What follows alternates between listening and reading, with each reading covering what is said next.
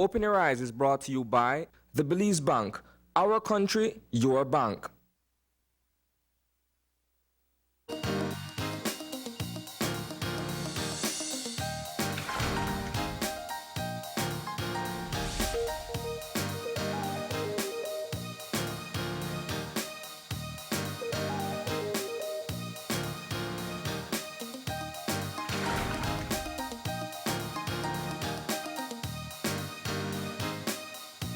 Good morning. Welcome to Open Your Eyes, Start Your Morning Right. I'm Marlene Cuellar, and thank you for joining us this morning. It is officially hump day. We're halfway through the week and just a bit more to go, and we have a great show lined up for you today. And that includes, of course, some need-to-know information, some tips for Christmas, and we also have some cooking coming up as well. So there's a lot to get into. And we're going to be checking in on our weather to find out what we can expect. We were told that we would be seeing some showers today. We'll see if that started or if things have changed just a bit. You know, there's that saying, as unpredictable as the weather. That's why we do our updates to find out for sure. And so our general situation is going to be an east to northeasterly airflow that will support an increase in moisture today. The 24-hour forecast is for some cloudy spells today and tonight. A few showers and isolated thunderstorms will occur over most places today, and then mostly over the south and along the coast tonight.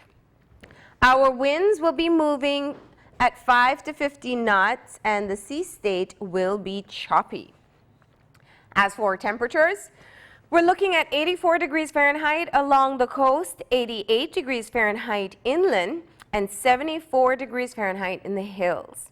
Tonight, we're going to be seeing 79 degrees along the coast, 73 inland, and a cool 68 in the hills. As for extended forecast, some cloudy spells with a few showers and isolated thunderstorms or periods of rain will occur mainly along the coast and over some southern areas on Thursday, and it'll decrease on Thursday night. And so that forecast was put together by forecaster Cristel Rosales, and we want to say thank you to her this morning for giving us this update. Right. And there you have it. We are expecting mostly a cloudy day. There is the possibility of rain. We can't tell you exactly when, but we can tell you you can expect it. Rain or thunderstorms somewhere in your area during the course of the day. And of course, if you're in the southern coast, you can expect it tonight and a bit into tomorrow as well. Right. And so we're going to get into some motivation for this morning, and that means it's time for our eye opener. And our eye opener, taken from dailyom.com, goes like this. The desire for a short nap during the day does not arise out of laziness, rather the need for the body to rejuvenate. In the modern world, we're often compelled to be as productive as possible during as many hours of the day as we can be. While this can lead to great feats of accomplishment, we may become exhausted and find ourselves craving rest and rejuvenation. We may feel like taking a nap, but feel guilty about indulging in even 10 minutes of rest. In order to fully enjoy the benefits of napping, you may need to give yourself permission to nap. Feeling guilty about snoozing or worrying about your to-do list won't do you much good when you're trying to take a nap, because your thoughts or feelings will keep you awake. Try to nap at the same time each day, and use an alarm clock to ensure that you don't sleep for too long. Learning to nap and enjoying its restorative benefits can help you wake up restored, rejuvenated, and ready for the rest of your day. You know what? And it's right. It's totally right. You know, Good morning. Good morning, Marlene. Yes. Good morning, Belize. My humble apologies for being this late. Your body needed rest. Yes, we I just needed some spoke about that. But the eye opener is right. I think one of the best ways to rejuvenate yourself, rather than to drink something or eat something because you want to feel revived, the best thing to do is to take a 5. Take a nap. A nap is very important. It is very essential. You could be somebody who works out a lot. You could be somebody who is very active. Yeah. But I'll tell you what, your body needs some rest for you to keep up with the energy. Yeah. It's all about replenishing the mind and replenishing your body. The best thing to do is to take a nap. But it's hard. And I'm not even going to sit here and pretend I have read so much about naps. I know how important it is. And I have struggled for as long as I've been doing the show in being able to get a nap in. There's something about your sleep, naturally, or sleep cycle as humans, it's guided by the sun and nighttime. Yeah. So usually when it gets dark, your body is triggered, and that's why it's called your circadian rhythm. Yeah. But the issue is, if you don't get enough sleep at night, your body just can't function the way it should. And that's why we do get those tired spells and sometimes a little bit of a foggy mind. And a lot of us use coffee to kind of push through it. Yeah. But the truth is, there is so much that you can gain from just taking a rest. And it takes practice. It takes a lot of practice. Listen, some people are great at it. Don't get me wrong. They've eaten, they lie down, and they're out. Gone. Good for you. I can't. And the time that would be best for me for a nap is when I'm going again to come back from my night schedule. So it just doesn't work. Oh, but man. I've read so much about it, and it really just boils down to training. Like, you train kids to go to bed at a particular time. Yes. You can train your adult body on how to take a nap at certain times in the day. Yeah. And I love that it says set an alarm too, because did you know that if you sleep too long, you've actually just messed up your nighttime sleep? Yeah. But also, you're not going to wake up as rejuvenated. The ideal time that they usually talk about is about 20 minutes, never more than an hour. Yeah. For me, especially on the weekends, at 1 p.m., Yeah. I gone. I could just put my head and I'm gone. Yeah. And one of the things, especially, as a parent with child, Yeah.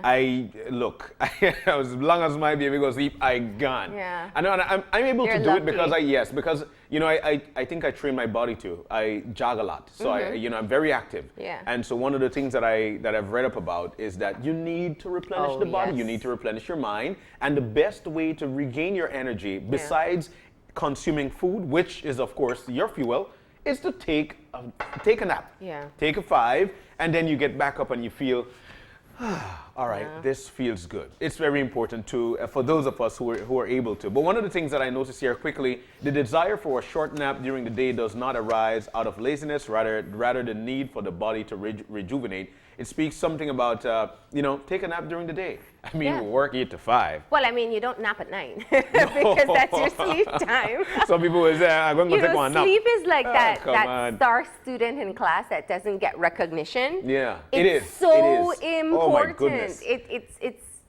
For The- people who exercise, Yeah. that's when you build muscle. For people who work with a lot of creative work, or even, any type of work, that's when Yes. your brain really takes its time. It doesn't rest. Your body rests so that your brain can work harder. The analogy you used is perfect. It is that student who is doing excellent and you don't get recognized for it. Yeah. Man, that's a good way to put it. Yeah. All right, so we give you permission to take a nap. That might mean nothing to your employers or your spouse. Yeah. But John and Marlene and Open Your Eyes give you permission to take that nap. Take a 5. Take a 5. It is important too.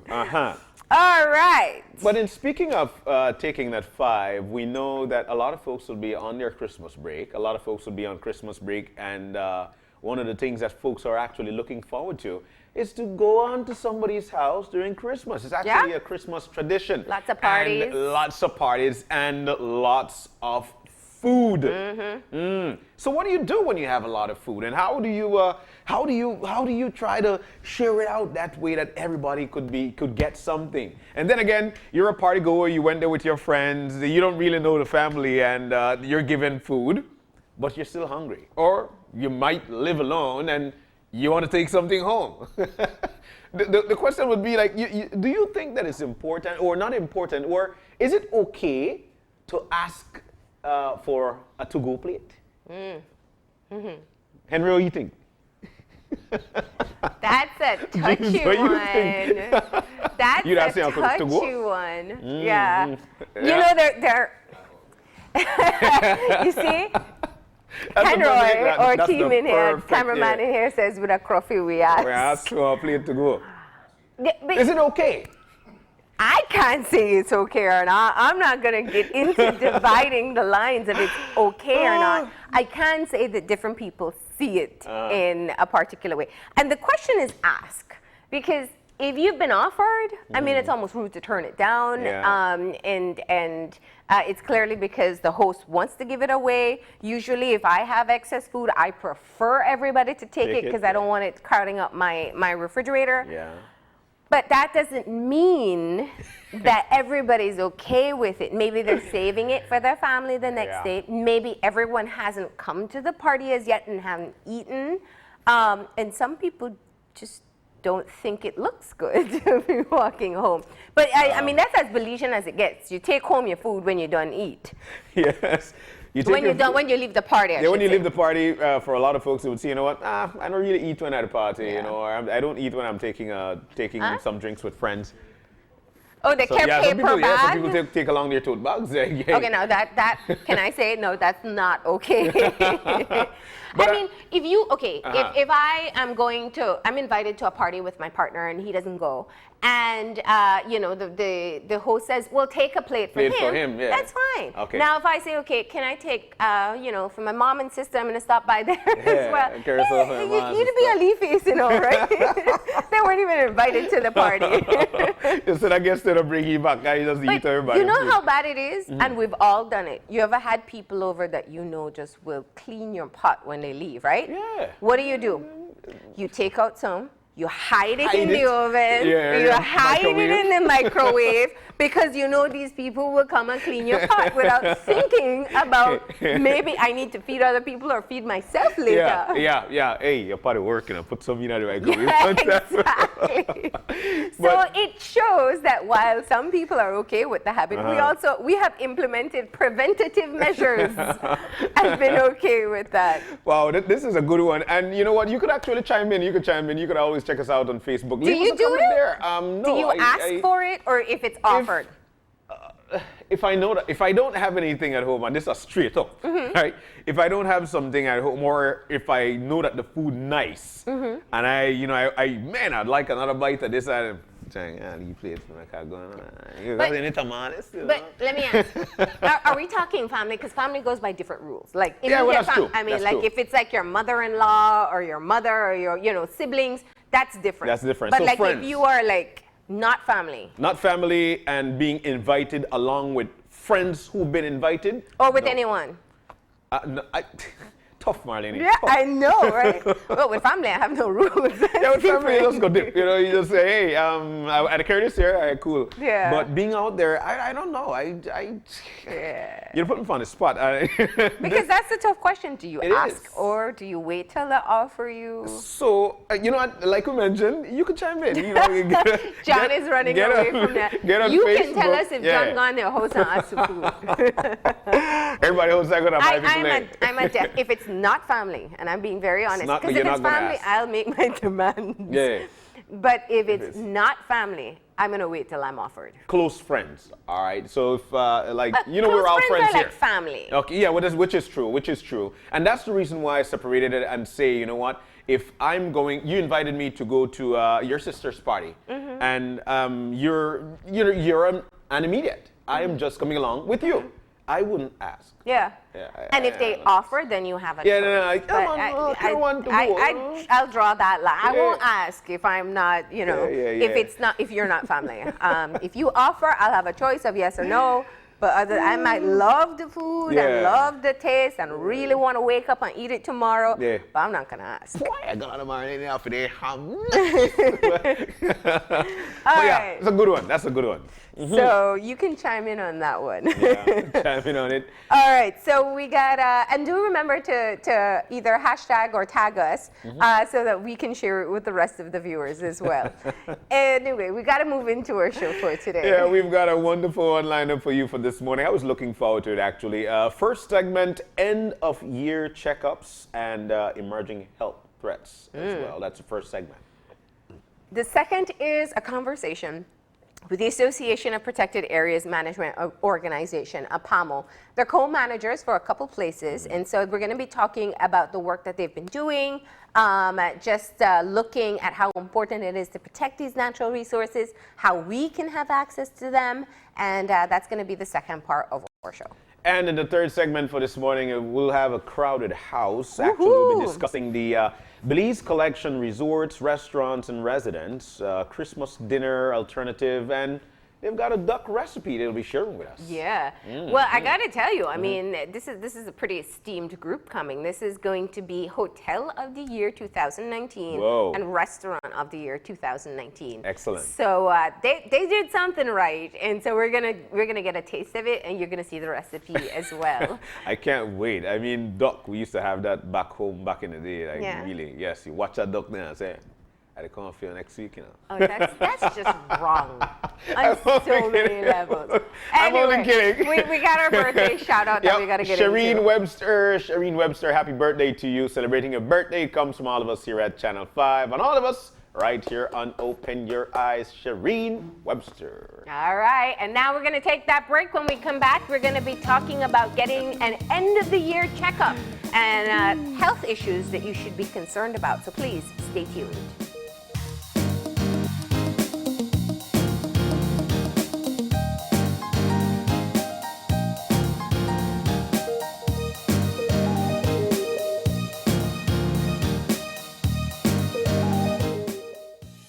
With over 100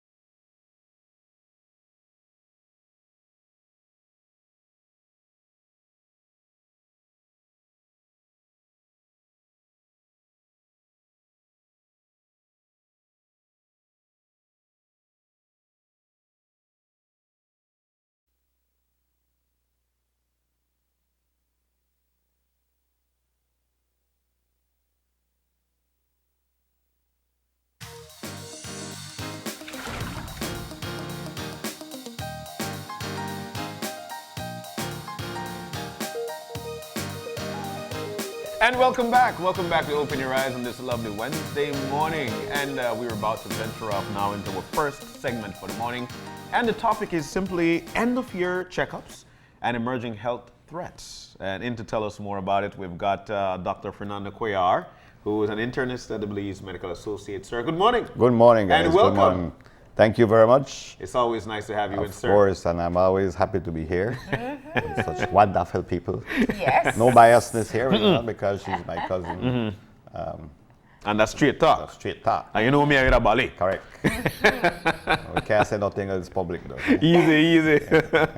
So we know how important it is for a lot of people to. Right. I hope at this particular point it's becoming the gift, especially for those who we know would need that health checkup, which is everybody. It is very important for folks to do end of year checkups. Is it? Last year we spoke about this. Are we seeing a rise in this? Of course, I see it slowly but surely. I see people becoming more informed, more aware of Go ahead. more aware of their of health and sickness. And by that I mean that they don't just go to the doctor when they're feeling bad or they're sick. They go before those things happen, or they go for their checkups.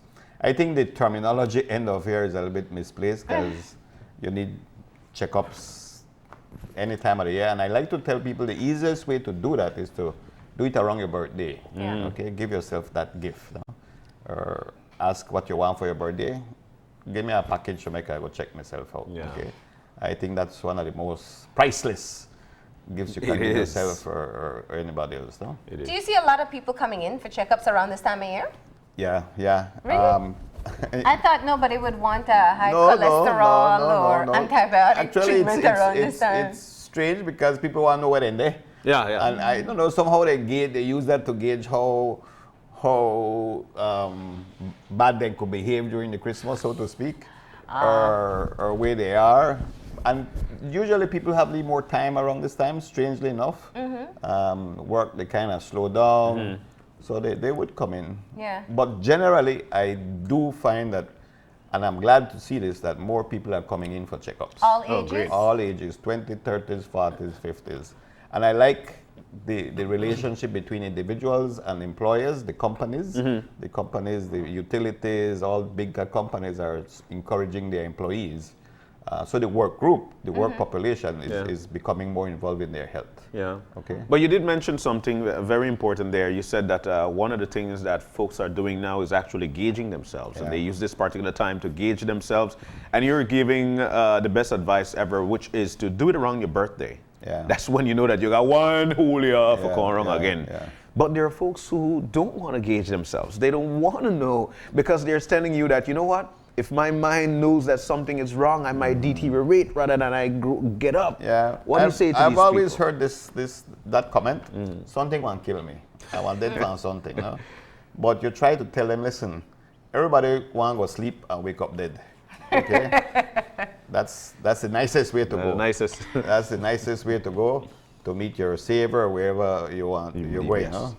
But That unfortunately, very it doesn't. rarely happens. It doesn't work like that. No, it works. Unfortunately, that you go through one period of sickness, and suffering, and more than you suffering, your family suffers. Yes. Okay. So I think it's misplaced. It's definitely a wrong concept to say that kind of thing. No, because you have one stroke, you have one heart attack, then kind of thing, and it really puts a burden on Kidney the family. failure.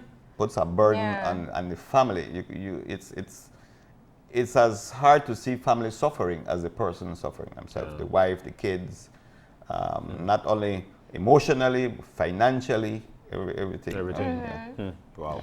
And from the checkups that you have been doing, what seems to be the trend? Are people healthier? Are people still coming in with the NCDs? It's hard to give you like real raw data, but the trend that you would notice that it's being more aware. People are more aware of their blood pressure, of their diabetes, of their sugar levels, of their cholesterol levels. Those are the three main things that people are aware that they have to ask about. Okay, how my pressure stand that? Make us see the sugar results before they see them blood count. They want to know their sugar levels and how my cholesterol. Okay, So those are, I'm really happy about that I can see people are asking more about these things. Though. And these three things, which are perhaps a big issue for us and other parts of the world as well. You're talking about the high cholesterol and triglycerides, you're talking about diabetes, you're talking about hypertension. There are many different factors. One, it's whether you exercise or eat well, but also if you have it in your family. Exactly. So you may be as healthy as possible Right. and still show up with diabetes. Yeah. These conditions are hereditary or genetics or family related. So you could practically be the best athlete in the world. And I see this more often than I like, that the cyclists, them, for example, and the cholesterol high, and then bagana ounce of fat pan. Okay, they're very toned, but genetics play a big role. So one of the things you encourage everybody to know your family history. Ask about your parents, your grandparents, your uncles, your aunts, your siblings, and see if there's a trend in the family. And another plus for getting tested is that you can have early diagnosis for some of these, like the pre-diabetic Right. phase, for example, Yeah. or cholesterol that may be manageable without medication. Can you talk about those? Of course, and as you say that, an example came to mind just last week where I had this person, strong family history of diabetes, and in a regular checkup, her sugar was a bit high, and the follow-up test showed that indeed that she's diabetic. And people don't want to hear the word, listen, you're diabetic. Okay, like, I oh do. man, I can see it in her face, like, it's almost telling them they have terminal illness, no? Yeah. But once you start that interaction, that communication with them, put them on, and people generally have an idea of what to eat or what not to eat. But in this case, for example, I had found that nutritional support, nutritional advice from the expert, the nutritionist, would have been so helpful. And she already has been doing a lot of exercises, so there was a little bit of tweaking. But back to, you don't want Early to be detection. early detection. And we, at least I like to consider myself not as a pill pusher. I don't want to push pills for nobody, and try to do it the natural way, okay? Unless you do have to come to a point at times and say, you know what, this isn't enough, we need to use medication. But Doc, one of the things that we would like for more people to do is to go on in there for their checkup. You don't necessarily have to wait for your birthday or wait for Christmas or wait for a special occasion to go on for your checkup. The Christmas season is here, but there are a lot of people who are not able to. They would like to. They basically want to feel something before they go in, and so it drives me for you to tell us, when you feel like you've got high cholesterol or these things are creeping up on you, what are the symptoms? At what point do I say, you know what, this might just be cholesterol? Generally, people know their body and when things change. And things change at times very subtly, not like, I don't know, big changes like one day you wake up and you feel this bad. You easily changes, fatigue, tiredness, headaches, dizziness. Those are the general things that people start feeling, and they start to realize it. But again, they say, I just, I don't want to hear the news yet. Make I go after the holidays, for example. Okay? That little tingling in the fingertips. Fingers and the feet and the headaches. Very, very minor things that, I work too hard in a year day, and programs I have to spend that money because give me the budget again next year. They try to justify their feelings, and the easiest way to justify the not talk about sickness, no. Let me talk about being overworked. But there's also a danger. Let's say somebody right now is probably going into the office because that's the kind of hours they're pulling, and have symptoms of high cholesterol, high triglycerides, and they've not been in for a checkup. We're entering into not just a stressful period, but you're talking about overindulgence all over. They always say Christmas time is no time for a diet. Right. You're going to eat excessively in general, carbs and starch and fat. You're going to have a lot of sweets. You're going to have a lot of alcohol, and probably less sleep. And so I'm sure around Christmas time, you probably see emergency cases with people with sky high we see an increase in heart attacks and strokes around this time, for sure. Okay. And I usually tell, and I think it's a balance thing. I mean, you tell people taste the ham. I'm not going to eat ham 3 times a day, no? Like those of us try to do I just that. had my Yeah, it is. You could taste the black cake, no? All in portions. Yeah. Taste them. Taste them. Just remember how it tastes. No? Yeah, yeah. Okay. And I mean, alcohol will come more for sure. Everybody have Christmas parties and that Yeah. kind of thing, but Yeah. take it with moderation. No? But then again, And it's not just alcohol that like makes you inebriated. Alcohol is a lot of sugar. Right. Exactly. So it could contribute adversely to diabetes. yeah. Also. And you know, folks are not even aware of it because Becca face the fact. Alcohol does not taste like there's a lot of sugar, you know. This the sweet, I need for water it down. It's not there. Even if you have a beer or like whiskey. But folks should know that there are a lot of sugar in these products. Now, Let around me this just time add of the to year, that. For example, the alcoholics, the one where they take them bad man every day and 2 bad man, they no need to eat. Pretty much, you find that they no eat because they get in calories from the alcohol. Wow. Okay. Wow. That's how much. That's how much. And then go through with 1 meal a day, but then 2 bad man. 1 bad man about $3, $3.50. And $5. Wait, no, So I you got have some to people buy that, yeah, you got some people who know right and wrong, yeah. yeah, go live pan and eat $10 a day and no eat nothing. No, But nothing too long. Enough, of course. But Yeah. to Important, your point, not that yes. alcohol does provide calories. One of the things, and I could remember back in the day again, it was very important to us. I'm sorry to say it like this, but important that Christmas Eve, when we wake up, we're not going to sleep back again until Christmas night, going on Boxing Day morning. It had, you know, it became a tradition for us growing up.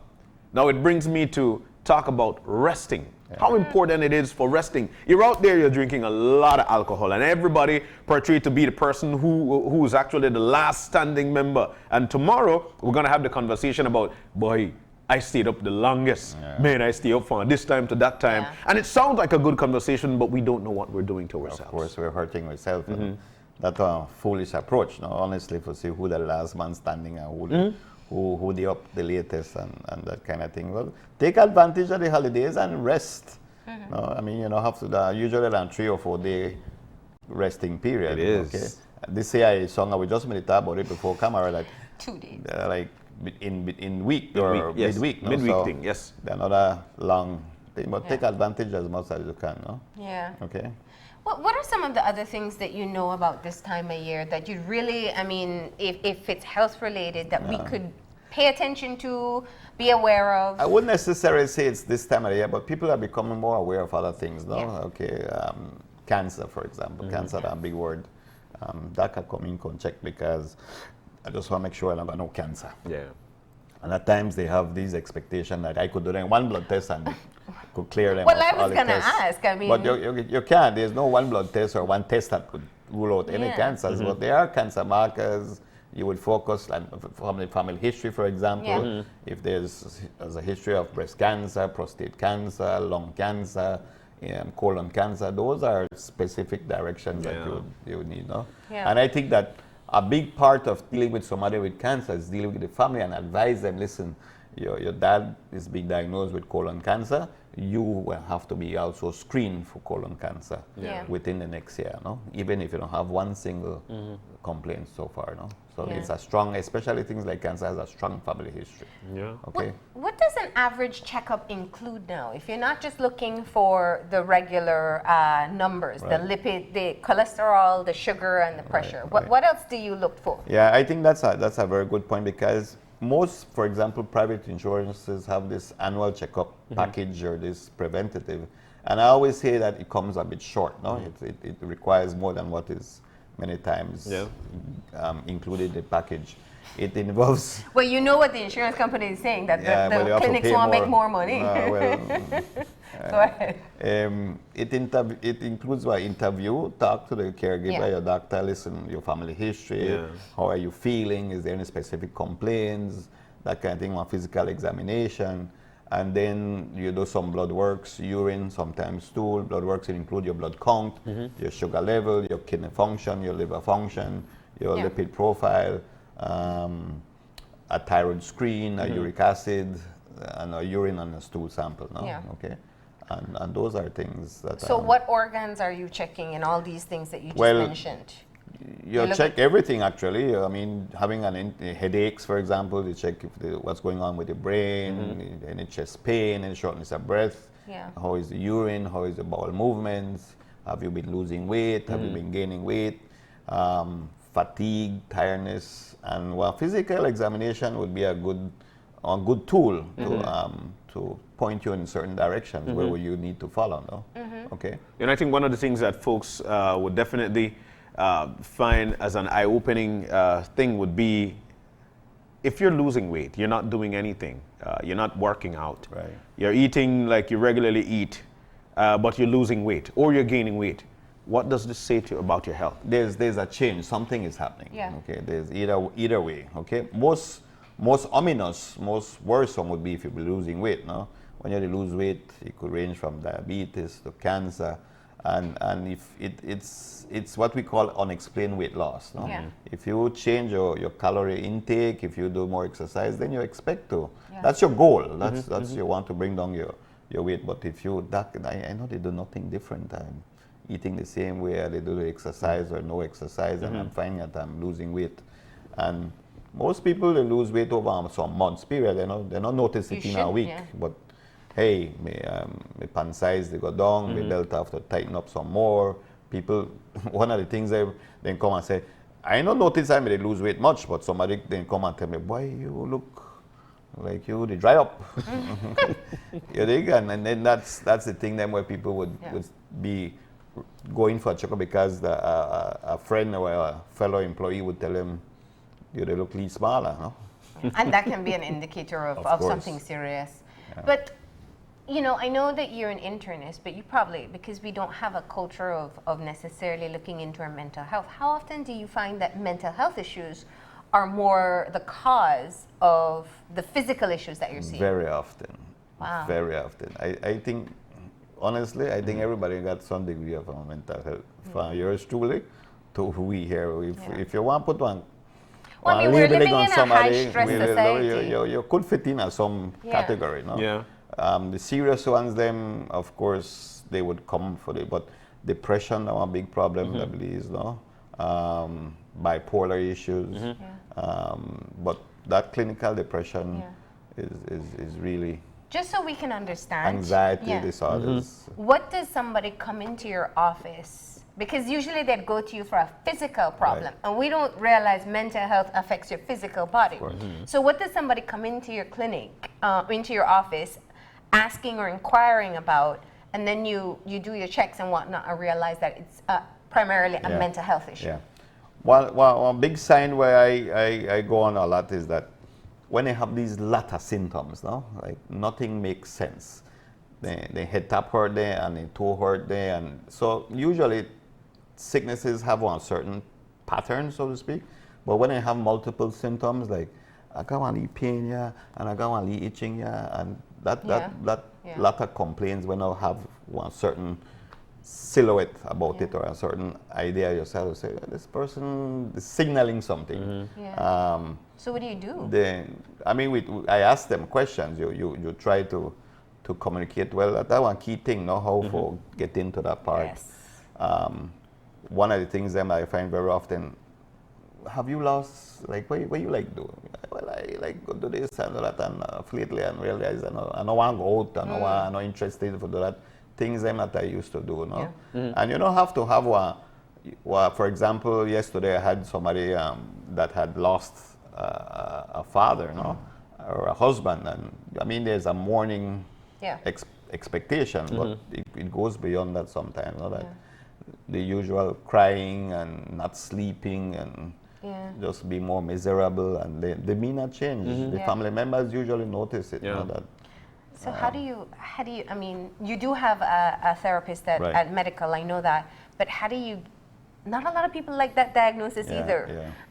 So when you have them coming in and they're insisting, you know, it's ulcer or cancer or something, and you've done all the tests to realize that, no, it's probably a psychological issue they're dealing with. You try to let them realize that, hey, this is a diagnosis. No? This is not taboo again. This is not say that you're crazy. I think there is a genuine mental problem that can be addressed either by therapy, by family support, and like I said, you don't want to jump at antidepressants and medication at the very beginning, Yeah. but you try to support them. And I find that people, when they're told, like, it makes it a little bit easier for them. Like, yeah, the doctor tell me that I might be suffering from a bit of depression. No? So I know something wrong. I don't really want to diagnose myself or afraid for mention that word. But Yeah. once that comes out, You it see the makes difference. makes it What about different. nowadays the conversation of saving for health care? Are we seeing this? So we have families going in right now or nowadays and saying, you know what, doc, we took heed of that advice, and we actually started to save so we could come on in at a regular basis. Are we seeing this, and how important it is to have that We're conversation? seeing definitely a trend towards it, thankfully. It looks like you guys have been watching my office yesterday, because I had a lady who said, I had saved me money for come for do me checkup. I mean, those were her words. Yeah. They save me money for come do me checkup. So Yeah. they're not just to take money for go buy new curtain or Marley sofa, or iPhone 11 and that kind of thing, but Yeah. they're not as fast as we want, but they do that, no? Yeah. And there's always the saying that doing the checkups, it's a preventative measure, and it's far cheaper than treating anything else. Yeah, for sure. Yeah. For sure. This beginning of this week, again, I had a gentleman with chronic renal failure of a kidney disease, polycystic kidneys, and I turned around and I asked the son, no, have you been screened? And like, not really. I said, you need to be screened for this, because this is a hereditary problem. Yeah. This boy look big and chunky and buff and thing, but you never know, no? Yeah. So basically, if someone has something in your family, to get a diagnosis of cancer, diabetes, hypertension, or issues like that, they should just, if that happens to my mom, I should go and get checked as well. Definitely. That's a good rule of That's thumb. good, though. Yeah. Okay.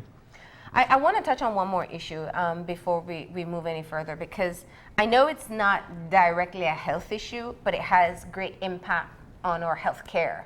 And that's what we typically see around this time of year, and we've seen a lot of so far for this year. You know what it's going to be? Yes. Crashes, because we've been told not to call them accidents. They're not accidents. Yeah. Crashes. Who have told you not to? Well, because I would Somebody have been a was here person, telling I will us give not you to up call it that because- was our transport Or an chief accident. transport officer, and Teresa kudos to Chavez. him, and that should be because they're not accidents. And I keep saying this, these are events. Yeah. Okay? Crashes or some week, but that one event. Because if we look at what has happened recently, okay, I'm really excited and happy you mentioned this, Marlene, because it's a big, Well, this big is why issue. you're out of your bed most Big of the time issue, at night. Big issue, man. Yeah. I mean, the highways.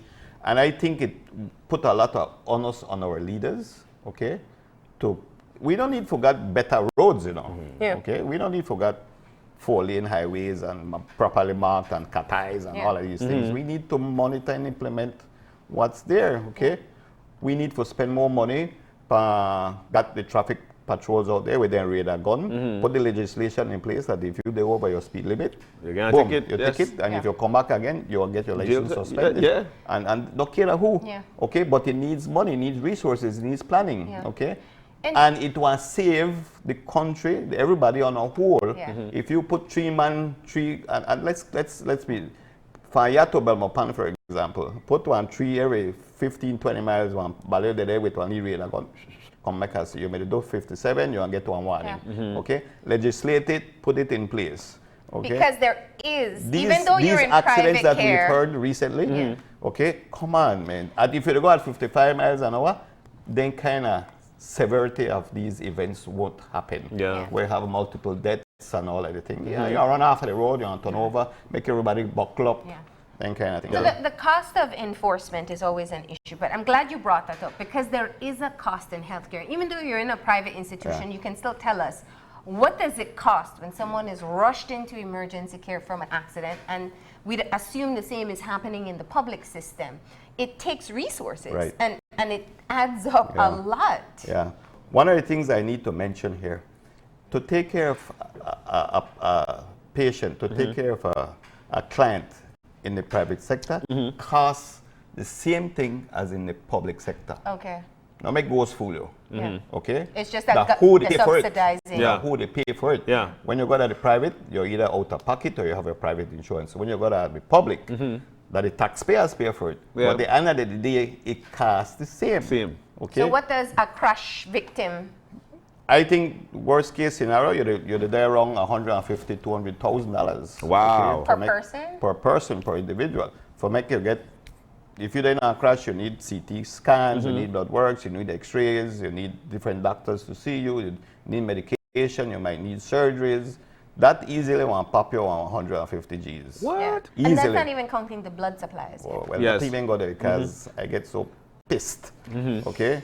Especially with our whole crime issue where we need to use 15 bag of blood for one body where get shut up, and then the person with dengue, okay, Yep. we don't have as readily as we should the products that we need for the intake. Yeah. Okay. So it strains on the resources that it takes, from imaging to human resource. I mean, you got a team of how many people when a At least victim- 1, 3, 4 doctor. You need Yeah. one neurosurgeon. We need a general surgeon. You need the ICU, especially like myself, the medical officers, the junior physician. Yeah. Listen, one of the unsung heroes who a lot, and I always, especially in the public setting, I tell the relatives of the patients from ICU, not thank me, thank the nurses. The end of the buggers them where really take care of patients. Yeah. Where they feed them, where they turn them, where they clean them, where they bedside. Those are the people that requires the thing. Not the CEO of the hospital neither. The regular the nurse by the Nurses. bedside, yeah, okay. And the people will help them, okay. We got different category of nurses. We got some who just take them blood pressure and feed them. We got some who are qualified just to use medication. But those are the no big time. Those are the ones to thank. No big time. Quayaro, Hidalgo, Ariaga, and then Everybody listen to you, yeah, they listen to you. They're not. They talk. They don't do no work. Okay. But I'm sure the nurses are very grateful for hearing that this no. morning. But I Yeah. wanted to bring up that issue because while I know that it's not something that's because of how we live or what we eat and don't exercise, but it does have implications on our healthcare system. Big time. You know, that's And it's you to don't me. know, some people to me, who may actually die to after me, all this I would care challenge too. the Yeah. two leaders. Then give me that job, and I want to get money from somewhere. Yeah. For make sure that in the next 5 years we go from so much accidents and deaths and injuries to so much. Yeah. Okay? That is doable. Yeah. It is. It's very doable. Yeah. So that is Wow. a health threat that we usually That's our see public around health this threat. time. It Yes. is a public health issue and one that we must continue talking about. You also mentioned seatbelts because Seatbelts. that's also one of the ways. Yeah. Once you hear of someone being ejected, you know they didn't have They were not wearing a seatbelt. And Yeah. seatbelts, I mean, save lives a lot, reduce injury severity. You get only injury from a seatbelt. If you crash head on and you got a seatbelt, you're going to burn yourself. Yeah. Nothing compared to be thrown out of the vehicle. Out of the and- vehicle, having lose a limb, lose life. Yeah. You know, so it's very important for folks to click it. Yeah. And you know that there's a lot of input into road safety and do better words, but we need to I think the focus needs to go on the actual driving and the Yeah. drivers and Yeah. test them and random pulling over and speeding maybe. I Yeah. think speeding and a blinking. reckless Yeah. behavior Okay. on the road in general. Yeah. You see Wow. so many people sometimes want to I overtake had five cars. I had tourists the talk yesterday about not blowing your horn and that kind of thing, I bother you and that kind of thing. I tell you, me personally, gonna buy a bigger hand. Because I think I suffer from road rage. Yeah. Okay, Yeah. I have Are self-diagnosed you- myself are for you- road rage, and the kind of infractions you see, the use of the cross, what do you call Oh it? my The gosh. speed bump. No, there for- no, right here. No, the crosswalk. The crosswalk. Yeah. Pedestrians, They walk in the roundabout. They walk all over the place Yeah. and they look up. They got on their They headphones. headphones and Yeah. then And, move on through and I've, take I've, that time. I've discussed this issue even with the schools Wow. around here because the Exactly. students do it a They lot. need to stop. They need to teach them. teach them how to use it. Yeah. Because they're Okay. not drivers, so they don't know that if you hook around a roundabout, you really can't see if somebody's in the middle In the walking middle, yeah, there. that's true. And That's true. I don't know. I mean, this might sound naive, but please, got more respect for each other, man. Yeah. if you got an urgency, then you get one siren for your vehicle and turn it into an ambulance or a police thing, and then you got a right for the cut boat. Well, I'm, yeah, hearing, okay. I'm hearing decades of frustration in dealing with crash victims coming out right now. Yeah. But it's understandable because this is a preventable injury and preventable death. Yeah, it is. It is. It is. And we really have to keep on talking about it more. But going back to the health checks, the average cost of a checkup, if someone doesn't have insurance, what's the minimum they can get I would for say an aim for affordable around price? $300. $300. $300 Yeah. billion get you one decent checkup. Checkup, no? all right. That will include the doctor's visit and the blood works and stuff. Yeah. You definitely could get you a nicely package. Yeah. For $300. So 300, and rough estimate. Rough to, no? Yeah. Okay, all right, all right. And it is important for folks to know that with that $300, man, you could have saved $100,000. That's at $20 a week.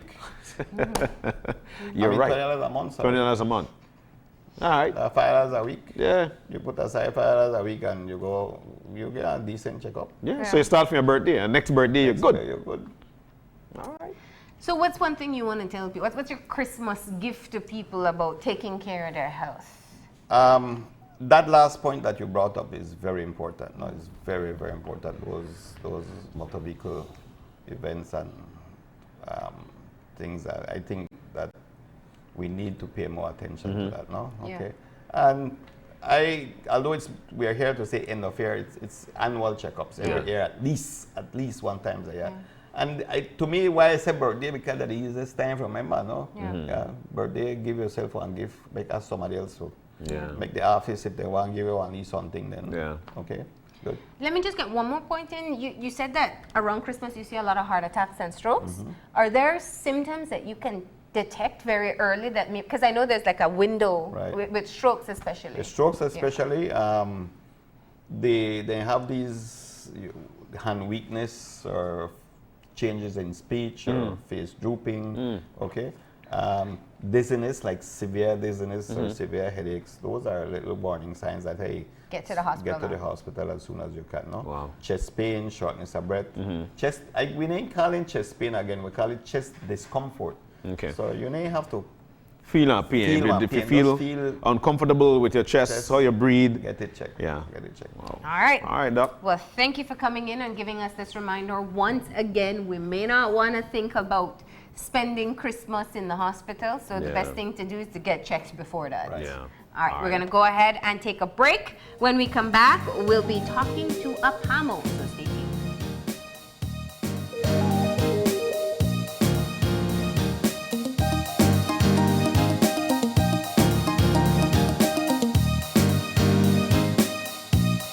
Who's drinking rum? I drink it. Who's drinking rum? I drink it. Who's drinking rum?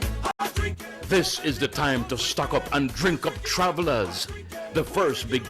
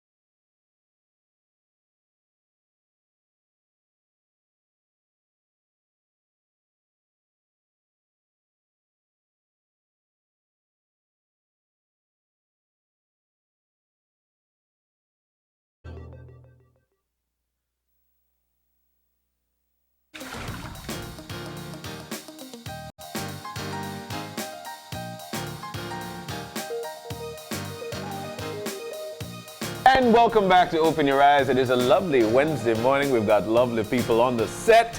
And the Belize Collection Resorts, Restaurants and Residents Christmas Dinner Alternative. A lot of people venture off into turkey or chicken when you could have duck.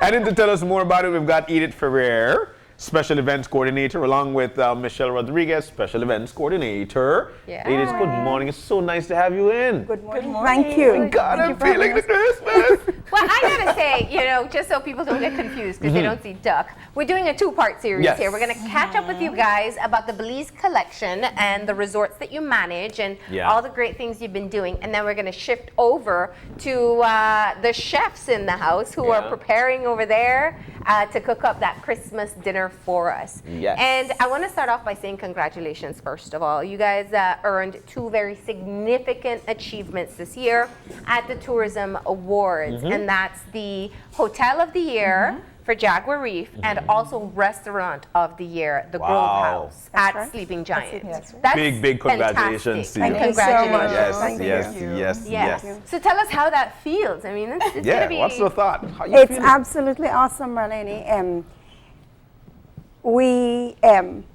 It's just so exciting Yeah. because this is the second year that the Grove House actually won Restaurant of the Year. Yeah. Consecutively. Back yeah. to back. Back to back. Back to That back. makes me hungry And already. it would be interesting to know if we're the first in Belize to do it. We don't know. Yeah. So, and then also Jaguar Reef, there's been so many changes at Jaguar Reef within our different properties at the beach Yeah. that, it's exciting Yeah. to know Yeah. that all the hard work that you put into it has Yeah. come to fruition, and the staff certainly deserve it. Also, we have a member of staff that won Frontline personnel? Wow. Nice. Yeah. At which property? At Jaguar At Reef. Jaguar Reef too. Awesome. Shakira. Yeah, shout out to you. Yes. Because you And- meet a lot of people in the tourism sector, so clearly she stands out for her yes. unique Yeah. qualities. Yes. Yeah. Well, so how do we, in winning these awards, we know for a fact that it's definitely top notch. It gives not necessarily or more than bragging rights, but work has to be put in for you guys to be there. So how do you gauge yourself? What's the conversation from last year leading up to this year without knowing that we would win this, but we've done our work? What's going on there? Well, we have an amazing all Belizean team. Yeah. Young, energetic managers Wow. that push. Yeah. And the Belize Collection is managed and owned by a Belizean. Yeah. Yeah. So, we're forward thinking, Yeah. we're innovative, and, Yeah. we're pushing all the time to improve. Mm-hmm. So there's no still moment. Yeah. We're always pushing forward. Mm-hmm. So I think that's the key to our success. Wow. Ladies, let's get a bit of background. So, Belize Collection manages multiple resorts and residences across the country. Let's Yes. talk about what's included in Yes. Okay, the Belize Collection, formerly known as the Viva Belize. that. Okay. Oh, okay. We rebranded to the Belize Collection. And like we said, we manage 5 different properties, own and manage 5 different properties. Let's start with our jungle property. Okay. That's Sleeping Giant, Rainforest Lodge. Beautiful. Yes. If you've never been there, you got to do it. Wow. Yeah. Really. Then we have our beach properties, which are Jaguar Reef. That's our flagship Okay. property. And on the Jaguar Reef, we have Almond Beach. We have the Colonial. We have the Villa Collection. Okay. Okay, and of course, they're all along the same 900 Yeah. feet of pristine beach in Hopkins, the best beach in Best Hopkins. beach. Yeah. Best Yeah, beach. best beach in Hopkins. Yeah. So, Marlene, with all our new changes and everything, you I gotta come visit us. know. Yeah. We added a big duck bar recently. The big duck bar. Yeah. Wow. It has become a hit. Really? With, Yeah, with and our guests Hopkins and- is really up and coming. It is up and coming. I'll be yes. honest, Yeah. and I'll get it in. I love Hopkins long before it Yes. became popular. Yeah. Because that beach is just so So lovely. and lovely, yes. It's one of the few places in Belize that you have a beach. Well, not only that, but then we still have the authentic, the ethnic Yeah. Yeah, background. Yes. Yeah. And that's primary. Primary. Because I think a lot of people, especially you want to feel tranquil when you get to a place. Yes. But at the same time, you want to learn the part of being in these areas. So while you've got a large Garifuna community, what is that collab with the community and then again with the resorts? What is that collaboration like? You know, our guests absolutely love that side of it because really and truly, you know, you could go to anywhere and it's all nightlife, it's all partying and it's everything. And but you go into Hopkins and you still have that Belizean culture that's offered, you know. Yeah.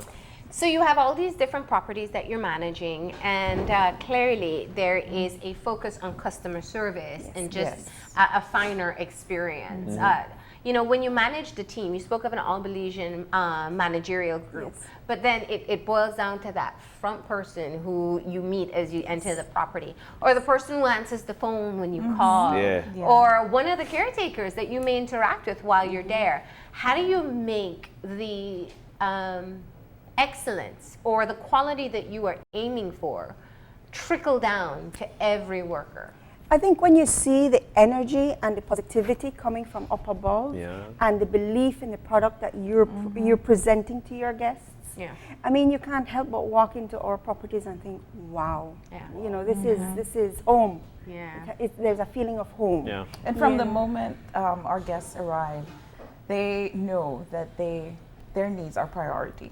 So, you know, and I think that comes from inside our staff. We have been blessed to have staff that truly believe in our product. But it's always the best thing to train them to be this way. It's not everybody who comes along and then they've got the knock for it. But you guys are doing something correct. So give us some advice. How do you get your staff to actually be the frontline people, these people who you get there and the reception is so good? I mean, when you guys talk, I could see the beach. Tell us about that. How do you get your people to be top notch? I think a lot of it has to do with investing in the training and keep on at it, you know.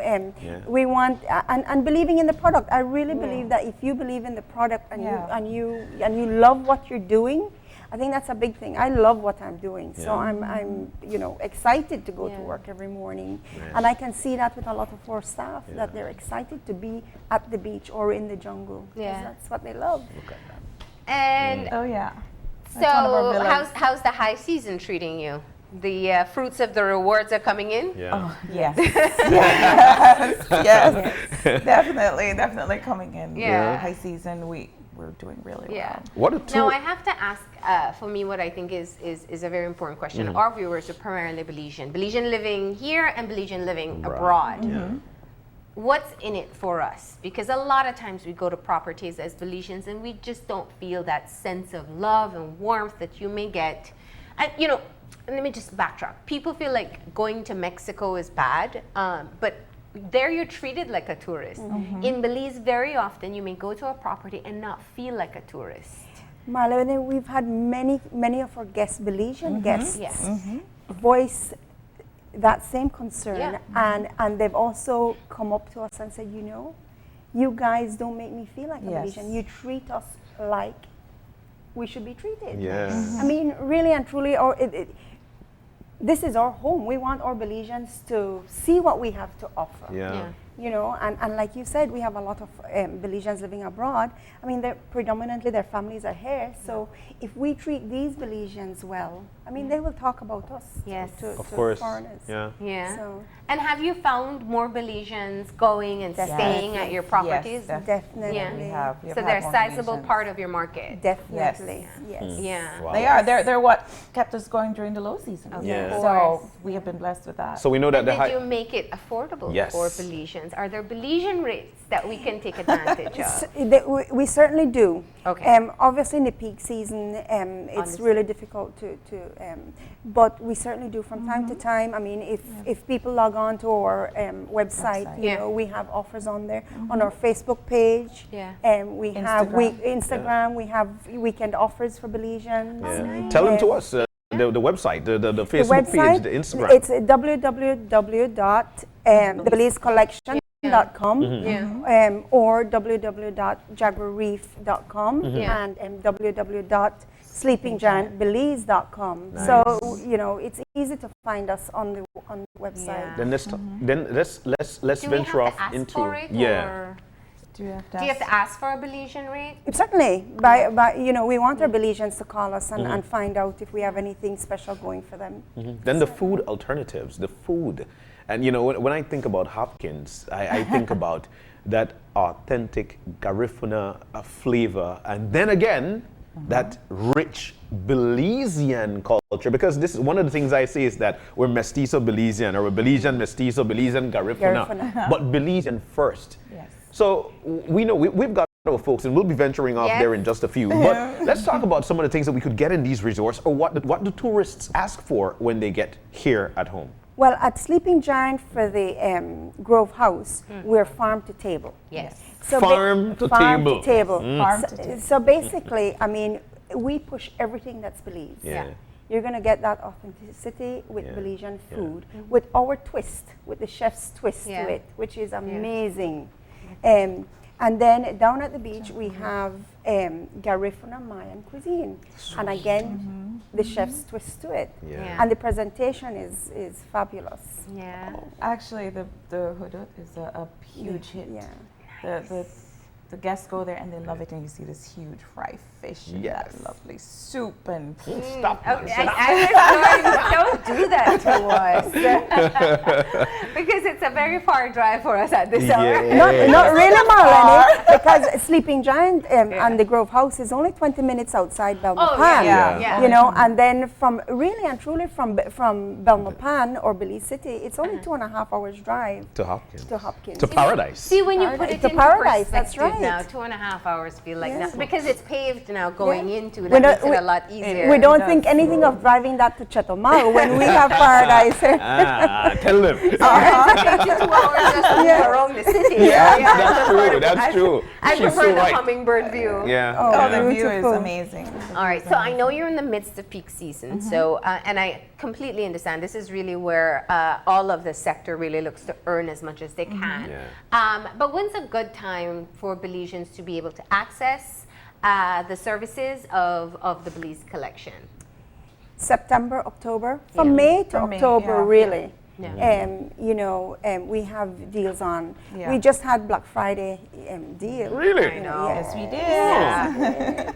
We still have a promotion going now. Yeah. And then, like I said, you know, always call and ask for your Belizean rate. So. Yeah. Remember, we're Belizean owned. Yes. Managed. That's true. Yes, you're the Belize Collection. So it isn't easy to be able to win Best Restaurant back to back, and it isn't easy to win Best Hotel of the Year or Best Frontline Person. I'm sure you have a lot of people that you'd like to recognize and just say thank you to in being able to get to this point. Yeah. Call some names. Oh, Definitely. All the staff. Yeah. There's not one staff that we can leave out. Yeah. You know, the energy from the managers trickle down. Yeah. And so from the top to the bottom, Yeah. even our beach captains, Oh, even yes. our gardeners, you know, Yeah. I mean, Sleeping Giant, over 500 different varieties of plants. I know. And peacock. And peacocks and rabbits and ducks, and it's just a haven.